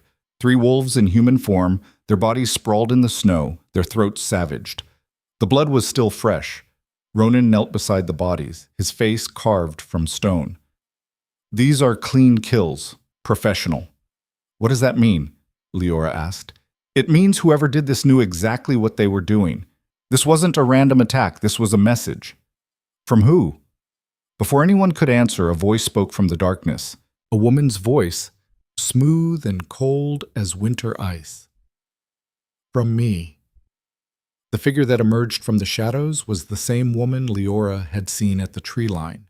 Up close, she was even more striking, beautiful in an otherworldly way, with sharp features and eyes that glowed silver gold in the moonlight. She wore clothes of black leather and fur, and power radiated from her like heat from a forge. "Hello, brother," the woman said, her gaze fixed on Ronan. Ronan went absolutely still. "Morgana, you remember. How touching." The woman, Morgana, smiled, showing teeth that were just slightly too sharp. "It's been, what, 50 years? 60? I lose track." "What are you doing here?" Ronan's voice was dangerously quiet. "I heard you finally found a mate. I had to see for myself." Morgana's glowing eyes shifted to Liora. "So this is the human girl causing all the fuss. She's prettier than I expected. More fragile, too." Liora felt Ronan's hand find hers, gripping tight enough to hurt. "Liora," he said quietly, "this is Morgana, my sister." And the world tilted sideways. Leora's mind struggled to process the word. Sister. Ronan had a sister who looked like she'd been carved from nightmares and dipped in moonlight. A sister who'd just murdered 3 of his wolves like it was a casual greeting. "You didn't tell me you had a sister," Liora said quietly, her eyes never leaving Morgana. "I haven't seen her in 60 years, Ronan replied, his voice tight. "I'd hoped it would stay that way." Morgana laughed, the sound like breaking glass. "Oh, brother, still holding grudges after all this time? I thought we'd move past our little disagreement." "You tried to overthrow me and take Thornshade for yourself," Ronan said flatly. "You killed 17 pack members in the process. That's not a disagreement. That's treason." "Semantics," Morgana waved a dismissive hand. "Besides, you won. You always win. That's what you do. You stand there looking noble and righteous while everyone else bleeds for you." Kale had her hand on her weapon, her body coiled for violence. Around them, more pack members were emerging from the trees, surrounding Morgana in a loose circle, but none of them moved. They were waiting for Ronan's command. "Why are you here?" Ronan asked again. "I told you. I heard about your little human mate." Morgana's glowing eyes fixed on Liora with unsettling intensity. "I wanted to see what kind of woman could finally crack my brother's frozen heart. Though I must say, I'm disappointed. She looks like she'd blow away in a strong wind." "Appearances can be deceiving," Liora said, finding her voice. "I'm stronger than I look." "Are you?" Morgana moved closer, circling Liora like a wolf examining prey. You fought a fat merchant and think you're a warrior? How adorable. That's enough. Ronan stepped between them, his power filling the clearing like a physical presence. State your business or leave. Morgana's smile faded. Fine. Let's dispense with the pleasantries. I came to offer you a deal. I'm not interested in anything you're offering. Not even information about the real threat coming your way? That stopped him. What threat? The Southern magistrate didn't send that army on a whim, Morgana said. Barrett Hale may be a pathetic excuse for a man, but he has friends in high places. Friends who see Thornshade as a valuable piece of real estate. Friends who want this forest and everything in it. That's not news, Marcus interjected. The Southern lords have always wanted our territory. But they've never had a legitimate excuse to take it before, Morgana countered. Until now. Until your brother decided to harbor a fugitive and defy a legal contract. They're painting Thornshade as a haven for criminals, a threat to civilized society, and they're using it to build support for a full-scale invasion. Liora felt cold dread settle in her stomach. How do you know this? Because I've spent the last 60 years building networks across the southern territories, Morgana said. I may be exiled from Thornshade, but I'm not powerless. I hear things, see things. And what I'm seeing now is an army 10 times the size of what you face today, preparing to march north. You're lying, Ronan said. Am I? Morgana pulled a rolled parchment from her coat and tossed it to him. See for yourself. Ronan unrolled it carefully, his expression darkened as he read. When he finished, he handed it to Marcus without a word. What is it? Liora asked. Troop movements, Marcus said grimly. Requisition orders for siege equipment. Supply chains being established. She's right. They're preparing for war. And they'll be here within the month, Morgana added. Maybe sooner if they push hard. Why tell us this? Kael demanded. What do you get out of it? That's the deal, Morgana said. I give you information, help you prepare. In exchange, I want my exile lifted. I want to come home. The silence that followed was absolute. Liora could feel the tension radiating from every wolf in the clearing. Whatever history existed between Ronan and his sister, it ran deep and bloody. No, Ronan said finally. Think carefully before you refuse, Morgana warned. You need allies. You need intelligence. I can provide both. At what cost? You nearly destroyed this pack once. I won't give you the chance to do it again. I was young and ambitious, Morgana said. I made mistakes, but I've learned. I've grown. And right now, I'm the best chance you have at surviving what's coming. We'll survive without you. Morgana's expression hardened. Will your human mate survive? Because when those armies come, they won't be interested in taking prisoners. They'll kill every wolf in this forest and drag her back to Stonebridge in chains. Is your pride worth her life? Ronan's jaw clenched so hard Liora heard the crack of bone. She placed her hand on his arm, feeling the tremors of restrained violence running through him. We should at least hear what she has to say, Liora said quietly. Stay out of this, Ronan said, not looking at her. I can't. This war is about me, remember? Liora stepped forward, positioning herself between the siblings. If Morgana has information that can help protect the pack, we'd be fools not to listen. She's using you, Ronan said. Using your fear to manipulate. Maybe, Liora interrupted, or maybe she's telling the truth. Either way, we need to know what we're facing. Ronan looked like he wanted to argue, but Kael spoke first. The girl's right. We need intelligence. If Morgana's lying, we'll know soon enough. And if she's not lying, Ronan challenged, then we're better prepared than we were an hour ago, Kael said pragmatically. The tension stretched taut as a bowstring. Finally, Ronan exhaled slowly. Fine, you can stay. Temporarily. But you're confined to the guest quarters under constant guard. You speak to no one without my permission. And if you make one move that threatens this pack, I will kill you myself, sister or not. Morgana smiled. How hospitable. I accept your generous terms. Kael, Marcus, escort her to the east wing. Post guards at every entrance. Understood, Kael said. She gestured to several warriors. Come on, let's get this over with.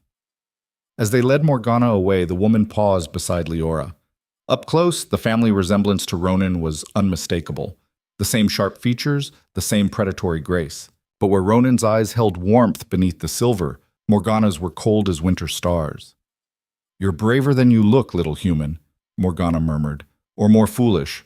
Time will tell which." Then she was gone, melting into the shadows with her escort. Liora turned to find Ronan staring at the 3 dead wolves with an expression of such profound pain it made her chest ache. "I'm sorry," she said. "For what?" "For pushing you to accept her help. I know you don't trust her." "I don't trust her as far as I could throw a mountain," Ronan said. "But you were right. We need information. And if there's even a chance she's telling the truth about the army—" He trailed off, running a hand through his dark hair. "I just wish there was another way." "Tell me about her," Liora said. "What happened 60 years ago?" Ronan was quiet for a long moment. When he finally spoke, his voice was heavy with old grief. "Morgana was my younger sister, wild, ambitious, brilliant. She wanted to lead the pack, but I was the eldest. When our father died, the crown passed to me. She thought I was too soft, too willing to negotiate with humans instead of conquering them. So she gathered supporters and challenged me for the throne." "What did you do?" "What I had to. I defeated her in single combat, exiled her from Thornshade, told her if she ever returned, I'd kill her." He looked at Liora. "I meant it then. Part of me still means it now." "But she's your sister." "She's also a murderer and a traitor," Ronan said flatly. "The fact that we share blood doesn't change what she did." Liora thought about her own father, about the way he'd sold her without a second thought. Family didn't always mean loyalty. Sometimes it just meant shared history and old wounds. "What will you do if she betrays you again?" Liora asked. "I'll end it," Ronan said simply. "Permanently, this time." The certainty in his voice left no room for doubt. They returned to the lodge as dawn began to lighten the eastern sky. The pack was buzzing with news of Morgana's arrival, voices hushed and wary. No one seemed happy about the development, but no one openly challenged Ronan's decision either. Liora spent the morning helping Mira in the healing ward, tending to minor injuries and preparing for worse to come. Her shoulder throbbed where Barrett had cut her, but she ignored the pain. There were others who needed attention more. Around midday, a summons came. Ronan wanted her in the war room. She found him bent over a massive table covered in maps and documents, Kyle and Marcus flanking him. Morgana stood on the opposite side, 2 guards stationed at her back. "You sent for me?" Liora asked. "Morgana claims to have information about the Southern Army's strategy," Ronan said. "I want you to hear it." Morgana's lips curved in amusement. "Afraid to be alone with me, brother?" "Cautious," Ronan corrected. "There's a difference." "If you say so." Morgana turned her attention to the maps. "The Southern Lords are planning a 3-pronged assault. The main force will come from the south, following the trade road. A secondary force will approach from the west, cutting off your escape routes. And a third, smaller force will circle around from the east to attack your supply lines." "How do you know their strategy?" Marcus demanded. "Because I helped plan it," Morgana said casually. The room went deathly silent. Ronan's power exploded outward. "You what?" "Relax," Morgana said, unfazed. "I infiltrated their war councils, made myself useful, gained their trust. That's how I know their plans, because they think I'm on their side." "Are you?" Kael's hand was on her weapon. "Don't be stupid. I'm here, aren't I?" Morgana's eyes flashed. "I spent months building relationships with the Southern commanders, learning their tactics, feeding them information, most of it useless or intentionally misleading. Also, I could bring the real intelligence back to Thornshade." "And we're supposed to believe you did all this out of the goodness of your heart?" Ronan's voice was laced with skepticism. "Of course not. I did it because I'm not an idiot," Morgana snapped. "If the Southern Lords take Thornshade, where do you think I go?" "I'm a wolf, Ronan. I'm a target just like you. The difference is, I don't have a pack to protect me anymore. I need Thornshade to survive, which means I need you to survive." Liora studied Morgana carefully. The woman's logic was sound, but there was something else beneath it, something hungry and calculating that made her skin crawl. "Let's say we believe you," Liora said. "What's the Southern Army's biggest weakness?" Morgana's eyebrows rose. "The human speaks. How refreshing. She leaned over the map, pointing to a narrow pass in the western mountains. Here, the Western force has to come through this pass. It's the only route that can accommodate their siege equipment. If you can block it or destroy the pass, you cut off 1/3 of their army. That would require explosives, Marcus said, and precise timing. I can get you the explosives, Morgana said. I have contacts in the mining towns. As for timing, she smiled. That's where little sister comes in. Explain, Ronan demanded. The southern commanders are convinced your mate is the key to breaking you, Morgana said, her gaze sliding to Liora. They think if they can capture her, you'll surrender to get her back. So they're planning to send a specialized unit specifically to hunt her down. Then we keep her protected, Kyle said. Or we use her as bait, Morgana countered. Absolutely not, Ronan's voice was thunder. Hear me out, Morgana pressed. We let the hunting unit think they're close to capturing her. Lead them into a trap, eliminate them, and the Southern Army loses their best trackers. Meanwhile, while they're focused on the hunt, we hit the pass and destroy their western flank. You want to dangle Liora like bait on a hook, Ronan said dangerously. I want to use the enemy's strategy against them, Morgana said. It's basic warfare. Give them what they think they want, then turn it into their destruction. She's right, Liora said quietly. Everyone turned to stare at her. Liora, no, Ronan said. Listen to her plan, Liora insisted. If the Southern Army is focused on capturing me, that's leverage we can use. But only if we control the narrative. Only if we're the ones setting the trap, instead of walking into theirs. It's too dangerous. Everything about this situation is dangerous, Liora shot back. But hiding me away like a precious treasure isn't going to win this war. We need to be smart, strategic. And yes, that means taking calculated risks. Ronan looked like he wanted to argue, but Kyle spoke first. The strategy has merit, she said carefully. If we set the trap properly, with enough backup and escape routes, we could eliminate a significant threat and cripple their tactical advantage. You're all insane, Ronan said flatly. Possibly, Marcus agreed. But Morgana's right about one thing. If we fight a conventional war against superior numbers, we lose. We need to be unconventional. Use our knowledge of the terrain, their expectations about Liora, and their overconfidence against them. Ronan turned away from the table, his shoulders rigid. Liora could see the war raging inside him, the king who understood tactical necessity versus the mate who would burn the world to keep her safe. She crossed to him, placing her hand on his arm. Trust me, she said quietly.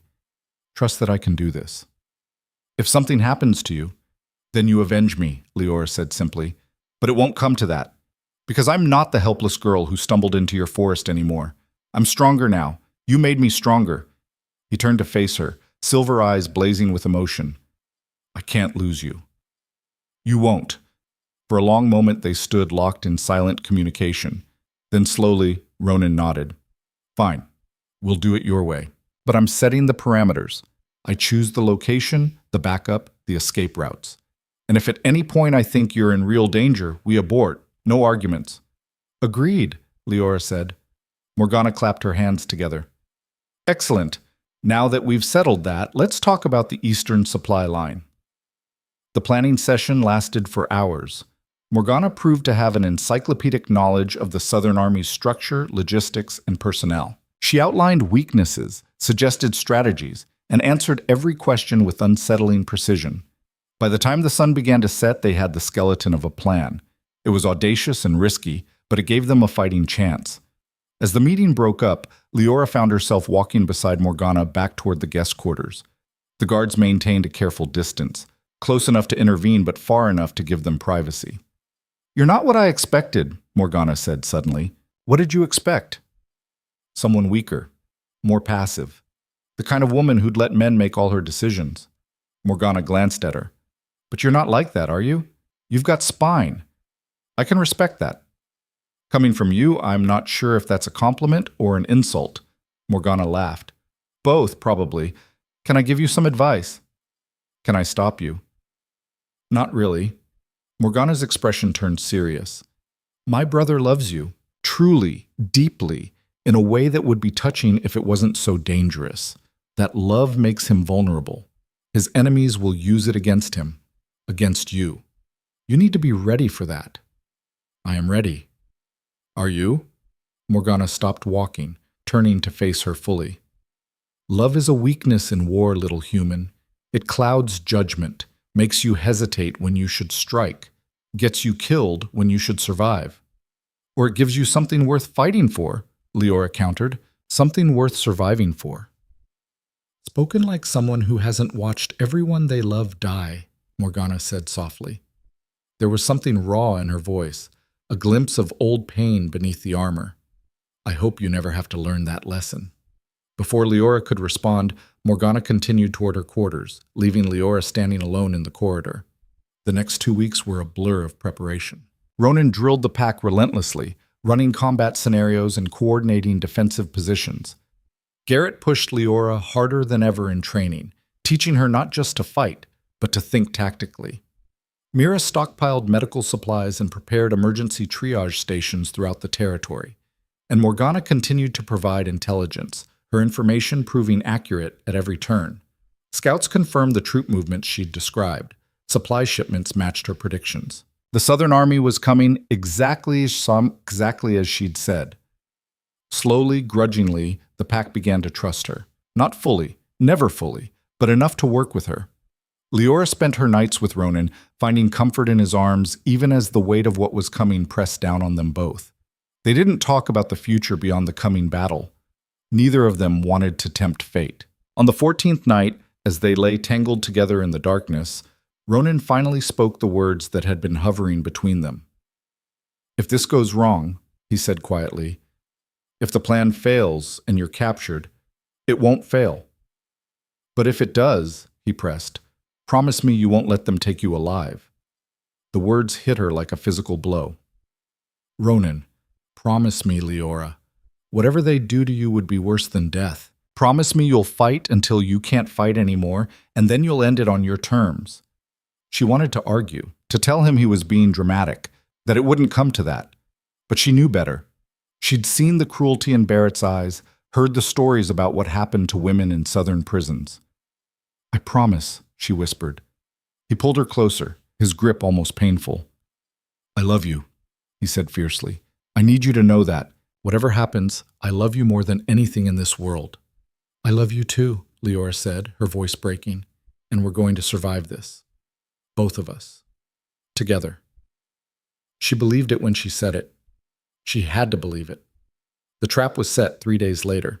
They'd chosen a clearing in the eastern forest, close enough to the border that the southern hunters would feel confident, but deep enough that reinforcements couldn't arrive quickly. Ronan positioned warriors in the surrounding trees, invisible and waiting.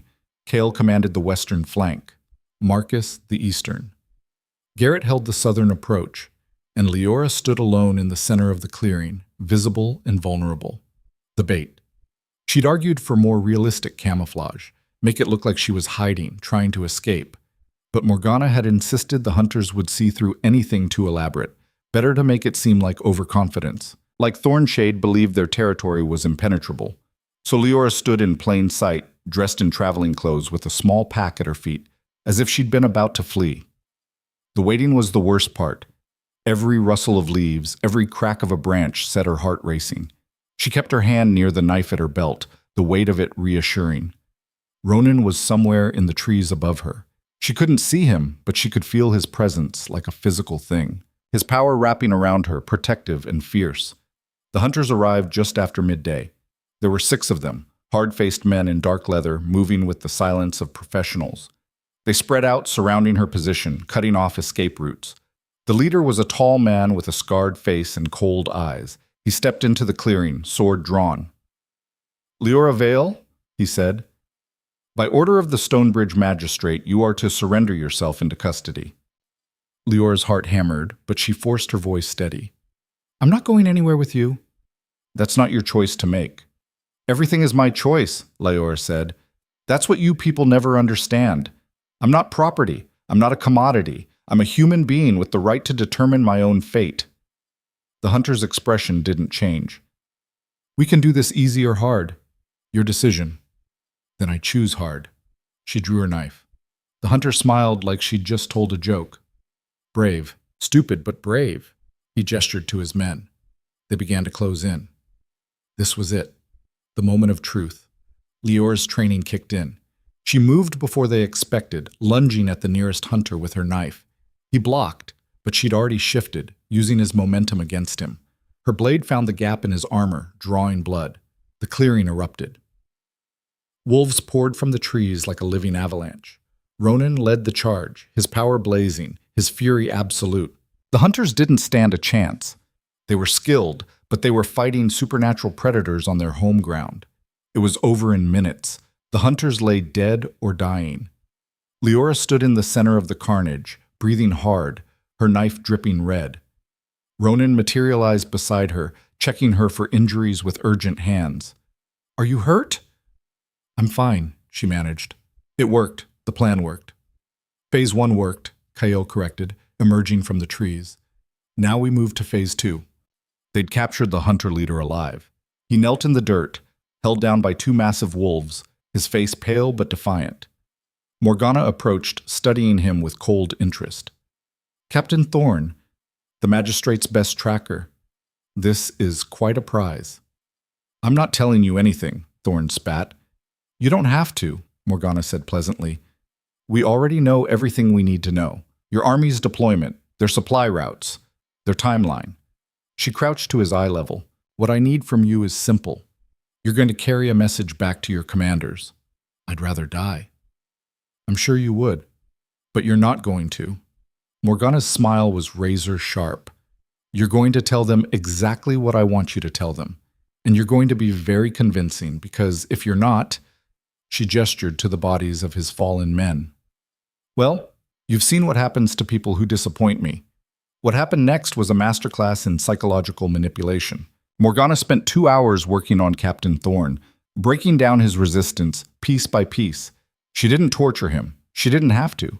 She simply painted a picture so vivid, so terrifying, of what would happen to him and everyone he loved if he refused, that eventually his will crumbled. When she was done, Captain Thorn was released.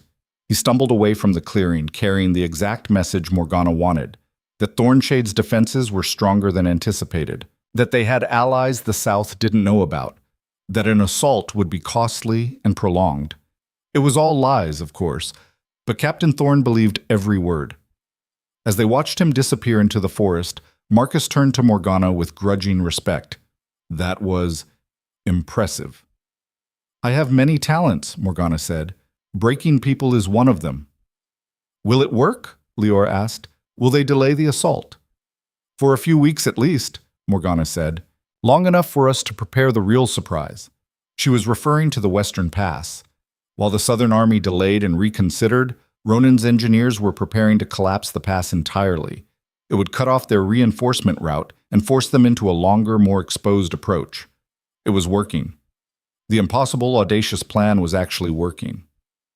That night, the pack celebrated their first real victory. The mood in the lodge was electric. Wolves who had been resigned to death now daring to hope for survival.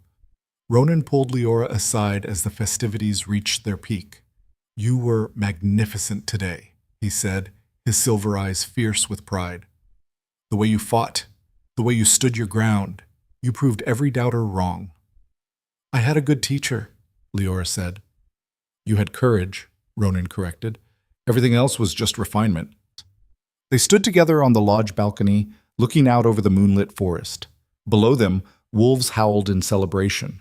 Above them, stars wheeled through an endless sky. "We might actually survive this," Liora said wonderingly. "We will survive this," Ronan said with absolute certainty. "And when we do, I'm going to make you my queen in every sense of the word. No more doubts, no more questions.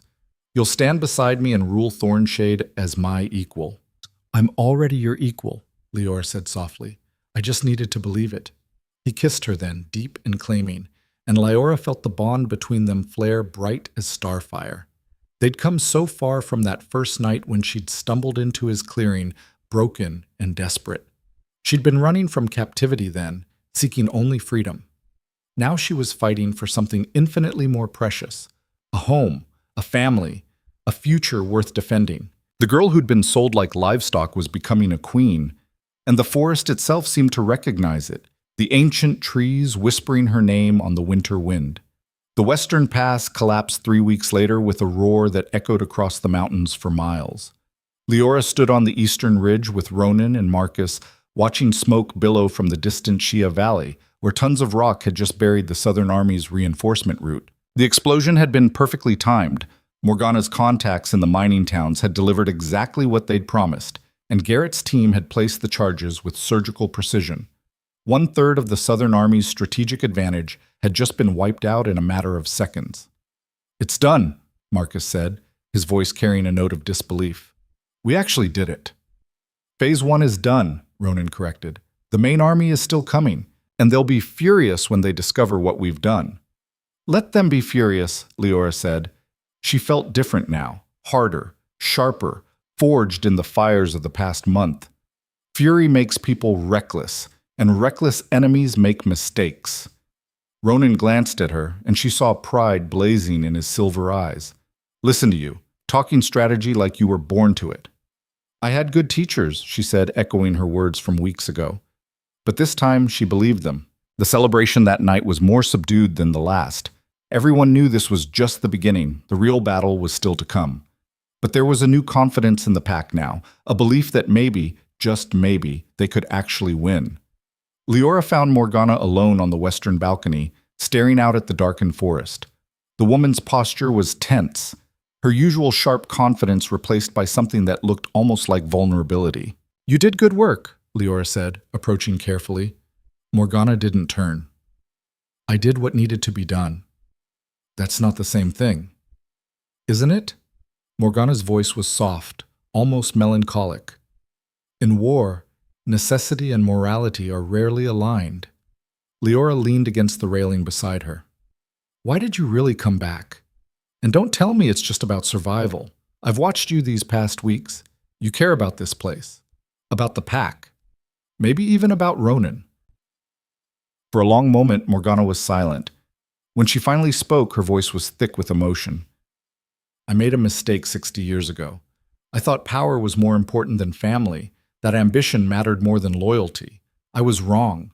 She turned to look at Liora, and her eyes were bright with unshed tears. "I lost everything because of my pride, spent decades alone, building networks and gathering intelligence, all while pretending I didn't miss this place every single day. When I heard Ronan had found his mate, I realized this might be my only chance to come home, so I did whatever I had to do to make that happen. Even if it meant helping the enemy first?" Even then, Morgana's smile was bitter. "I'm not proud of the choices I've made, but I'd make them again if it meant protecting what's left of my family." Liora studied her carefully. "Ronan doesn't trust you." "I know, and he shouldn't. I haven't earned it yet."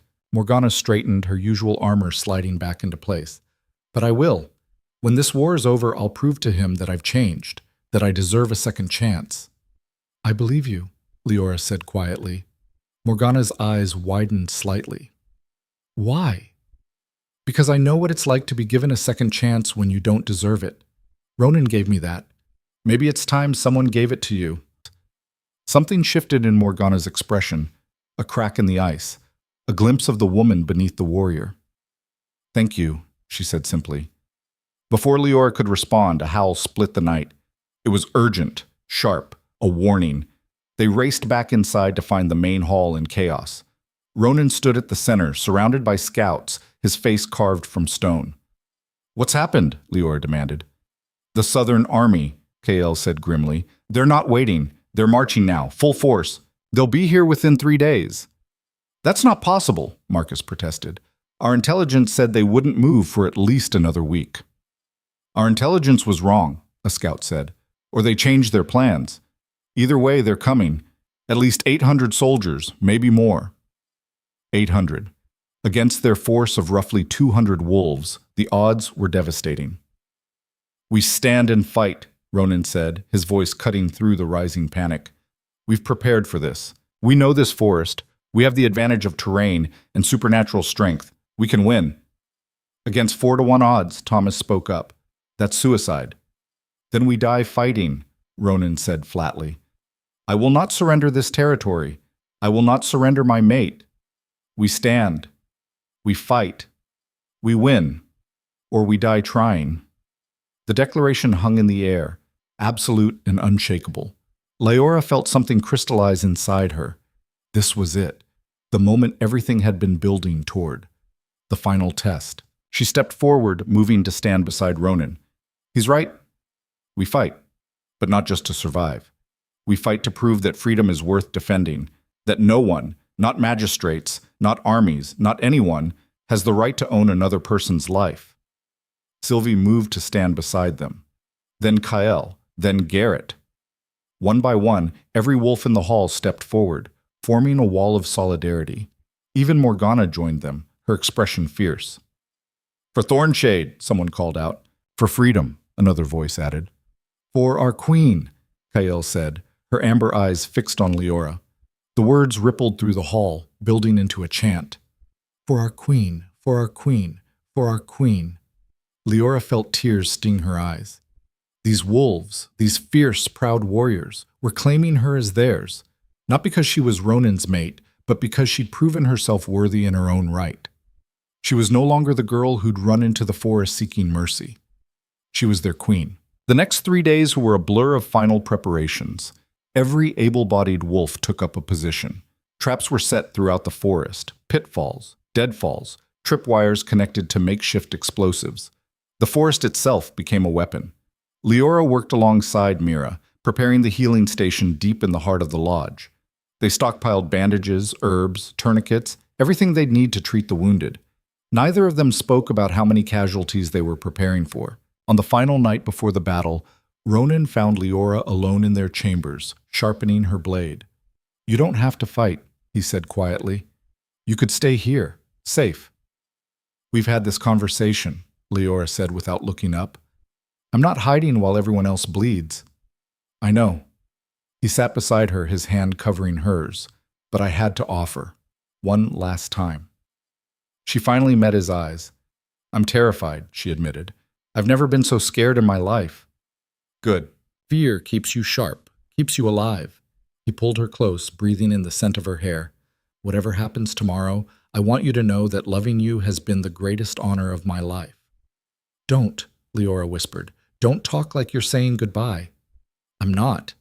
I'm saying that if the worst happens, if I fall tomorrow, you need to survive. You need to lead the pack. Ronan, promise me, Liora, promise me you'll survive. She wanted to argue, to tell him it wouldn't come to that, but she'd learned over these past weeks that war made no promises, that tomorrow was never guaranteed. I promise, she whispered, but only if you promise the same thing. Deal. They held each other through the long night, two souls bound by love and fate, waiting for dawn and whatever it would bring. The Southern Army arrived with the rising sun.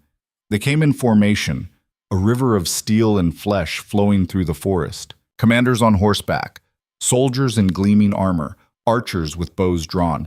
They looked invincible, but Thornshade was ready. The first trap triggered when the vanguard reached the eastern approach. The ground collapsed beneath a dozen soldiers, plunging them into a pit lined with sharpened stakes. Their screams echoed through the trees. The army faltered, reformed, pushed forward. The second wave hit a tripwire that released a cascade of logs down the hillside, crushing more soldiers. Arrows rained from the trees, fired by wolf archers who melted back into the canopy before the Southern forces could retaliate. It was guerrilla warfare at its finest. Strike fast, disappear, strike again from a different angle. But the Southern Army had numbers. For every soldier that fell, two more pushed forward. They were determined, disciplined, and utterly relentless. The real battle began when they reached the central clearing. Ronan led the main force, 200 wolves in human form, armed with blades and fury. They crashed into the Southern soldiers like a tidal wave, supernatural strength against human determination. The clearing became a slaughterhouse. Liora fought in the second line, her blade flashing in the morning light. Everything Garrett had taught her came flooding back. Watch your opponent's eyes, use their momentum, strike fast and move faster. She was a whirlwind of motion, her small size an advantage as she slipped between larger opponents, her blade finding gaps in armor. A soldier came at her with a pike. She dodged left, brought her blade up, felt the resistance as it bit into flesh. The soldier fell. Another took his place. She killed him too. Around her, the pack fought with savage grace. Kael moved like lightning, her twin blades singing. Garrett fought with brutal efficiency, every strike calculated for maximum damage. Even Morgana was in the thick of it, her power blazing as she tore through enemy ranks. But there were so many.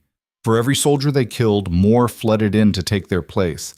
Liora saw Thomas fall, a pike through his chest, saw Mira dragging wounded back toward the lodge, saw the tide slowly, inexorably turning against them. They were losing. Then the center of the southern line parted, and a figure emerged on a massive warhorse. Commander Aldrich, the man who had led the army that had retreated weeks ago. He was here now, his face grim with determination. "Ronan!" Aldrich's voice carried across the battlefield. "Enough bloodshed! Surrender the girl and I'll spare the rest of your pack!" Ronan's answering roar was wordless and primal.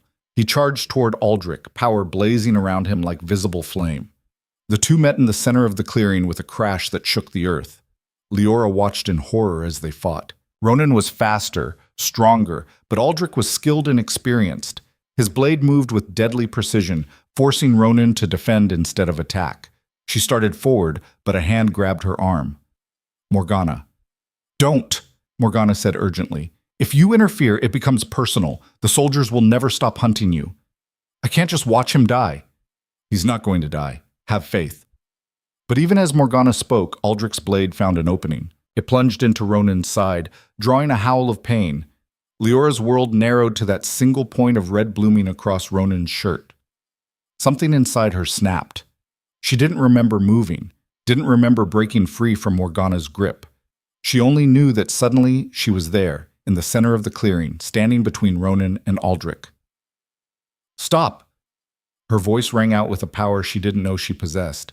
The entire battlefield seemed to freeze. Soldiers on both sides paused, weapons raised, staring at the small human woman standing alone between the armies. "This ends now," Liora said, her voice steady despite the terror clawing at her insides. "No more death, no more bloodshed." "Step aside, girl," Aldrich said wearily. "This doesn't concern you." "I am Liora Vale," she said clearly, "Queen of Thornshade, mate to the Alpha King, and this concerns me more than anyone." She turned to address the entire Southern Army, her voice carrying across the clearing. "You were sent here to reclaim property, to enforce a contract that treated a human being as something to be bought and sold. But I am not property. I am not a slave. I am a free woman who chose her own path, and I will die before I let anyone take that choice away." "Noble words," Aldrich said, "but they change nothing. I have my orders." "Then I challenge you to change them," Liora said. She drew her blade. "Single combat, me against you. If I win, your army leaves and never returns. If you win, I surrender myself and this war ends." "No!" Ronan's voice was anguished. He tried to rise, but the wound in his side brought him back down. "Liora, don't be stupid," Morgana hissed. "You can't beat him." "Watch me," Liora said. Aldrich studied her for a long moment. Then, surprisingly, he dismounted. "You're brave," he said, "and foolish. I'll make it quick." They began to circle each other. The entire battlefield had gone silent, every eye fixed on the duel. Aldrich struck first, a testing blow meant to gauge her skill. Liora parried, her blade ringing against his. They exchanged a flurry of strikes, steel singing in the morning air. He was better than her, faster, stronger, more experienced, but she'd been trained by Garrett, who never pulled his punches, who taught her that skill could overcome strength if you were smart enough. She let Aldrich push her back, feigning weakness, let him think he had the advantage. And when he overcommitted to a killing strike, she dropped low, rolled under his blade, and came up behind him. Her blade found the gap between his shoulder plates, drawing blood. Aldrich spun, surprise flashing across his face. They engaged again, and this time Liora pressed the attack. She was smaller, faster, able to slip inside his defenses. Her blade found him again and again. Shallow cuts, not fatal, but accumulating. He was tiring. She could see it in his movements, the way his guard dropped slightly with each exchange. "You trained her well," Aldrich said to Ronan, breathing hard. "I didn't train her," Ronan replied, his voice tight with pain. "She did that herself." Liora pressed harder, strike, parry, riposte. Her body moved with a grace she'd never possessed before, as if the forest itself was guiding her movements. Aldrich's blade came down in a heavy overhead strike. She sidestepped, letting his momentum carry him forward, and brought her pommel down hard on the back of his neck. He dropped to his knees. Liora's blade came to rest against his throat. "Yield," she said quietly. For a long moment, Aldrich didn't move. Then, slowly, he released his sword. "I yield," he said. The Southern army stood in stunned silence.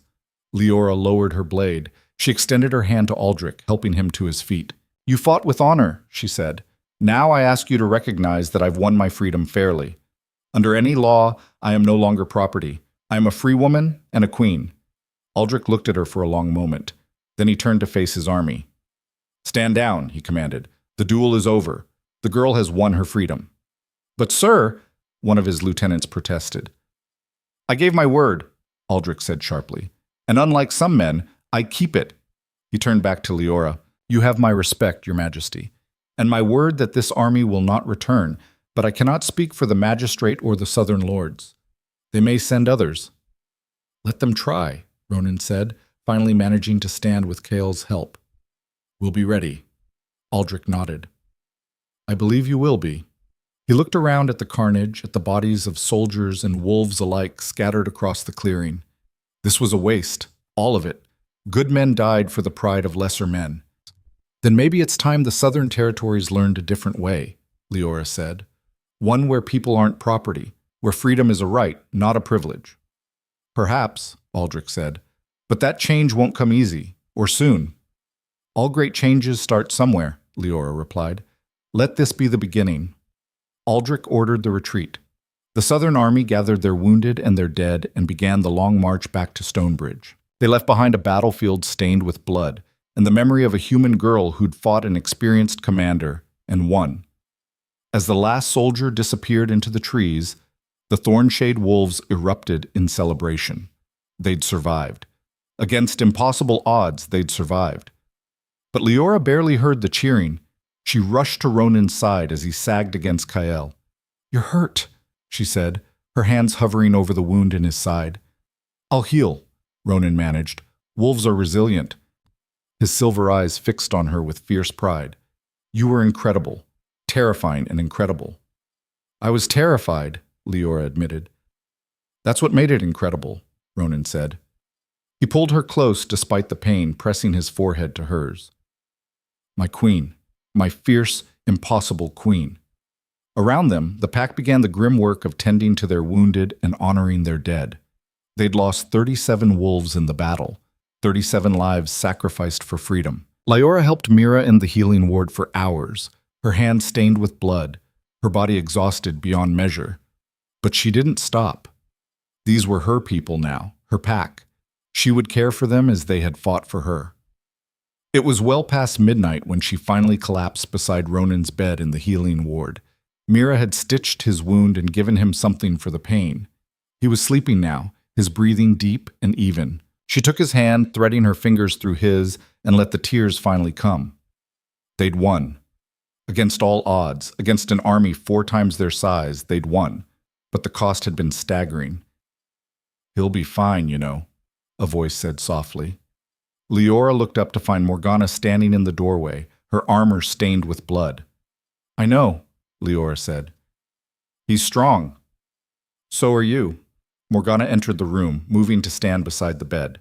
"What you did today, challenging Aldrich, fighting for your freedom, that took more courage than most warriors possess." "I didn't have a choice." "Everyone has a choice," Morgana said. "You chose to stand and fight instead of hiding. That's what makes you worthy of being queen." "I don't feel worthy," Liora admitted. "I feel terrified and exhausted and completely out of my depth." "Welcome to leadership," Morgana said dryly. "It doesn't get easier. You just get better at hiding the fear." "Despite everything," Liora laughed. "Is that supposed to be comforting?" "It's supposed to be honest." Morgana's expression softened. "For what it's worth, I think my brother chose well. You'll make a good queen. Better than I ever would have been." "Morgana." "Don't," Morgana said, raising a hand.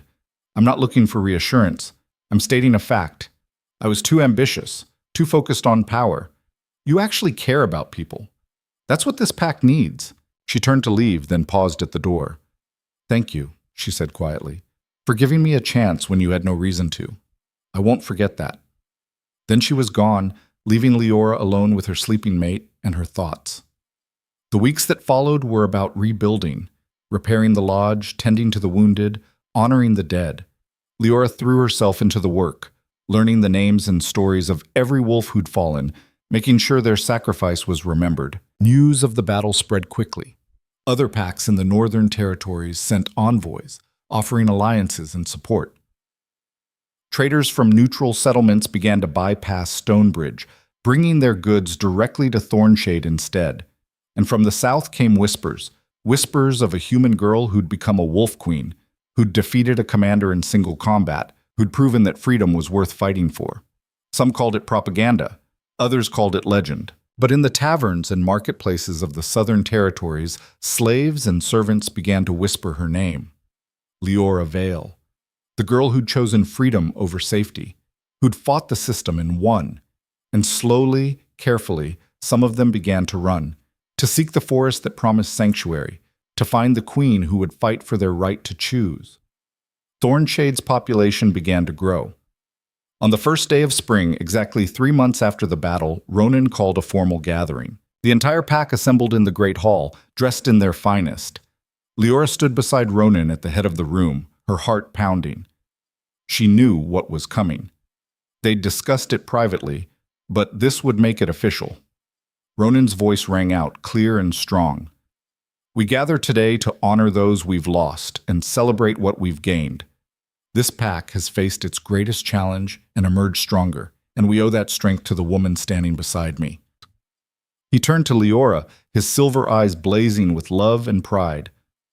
"Liora Vale came to us as a fugitive. She became my mate, and through her courage, her compassion, and her unwavering belief in freedom, she proved herself worthy of something more."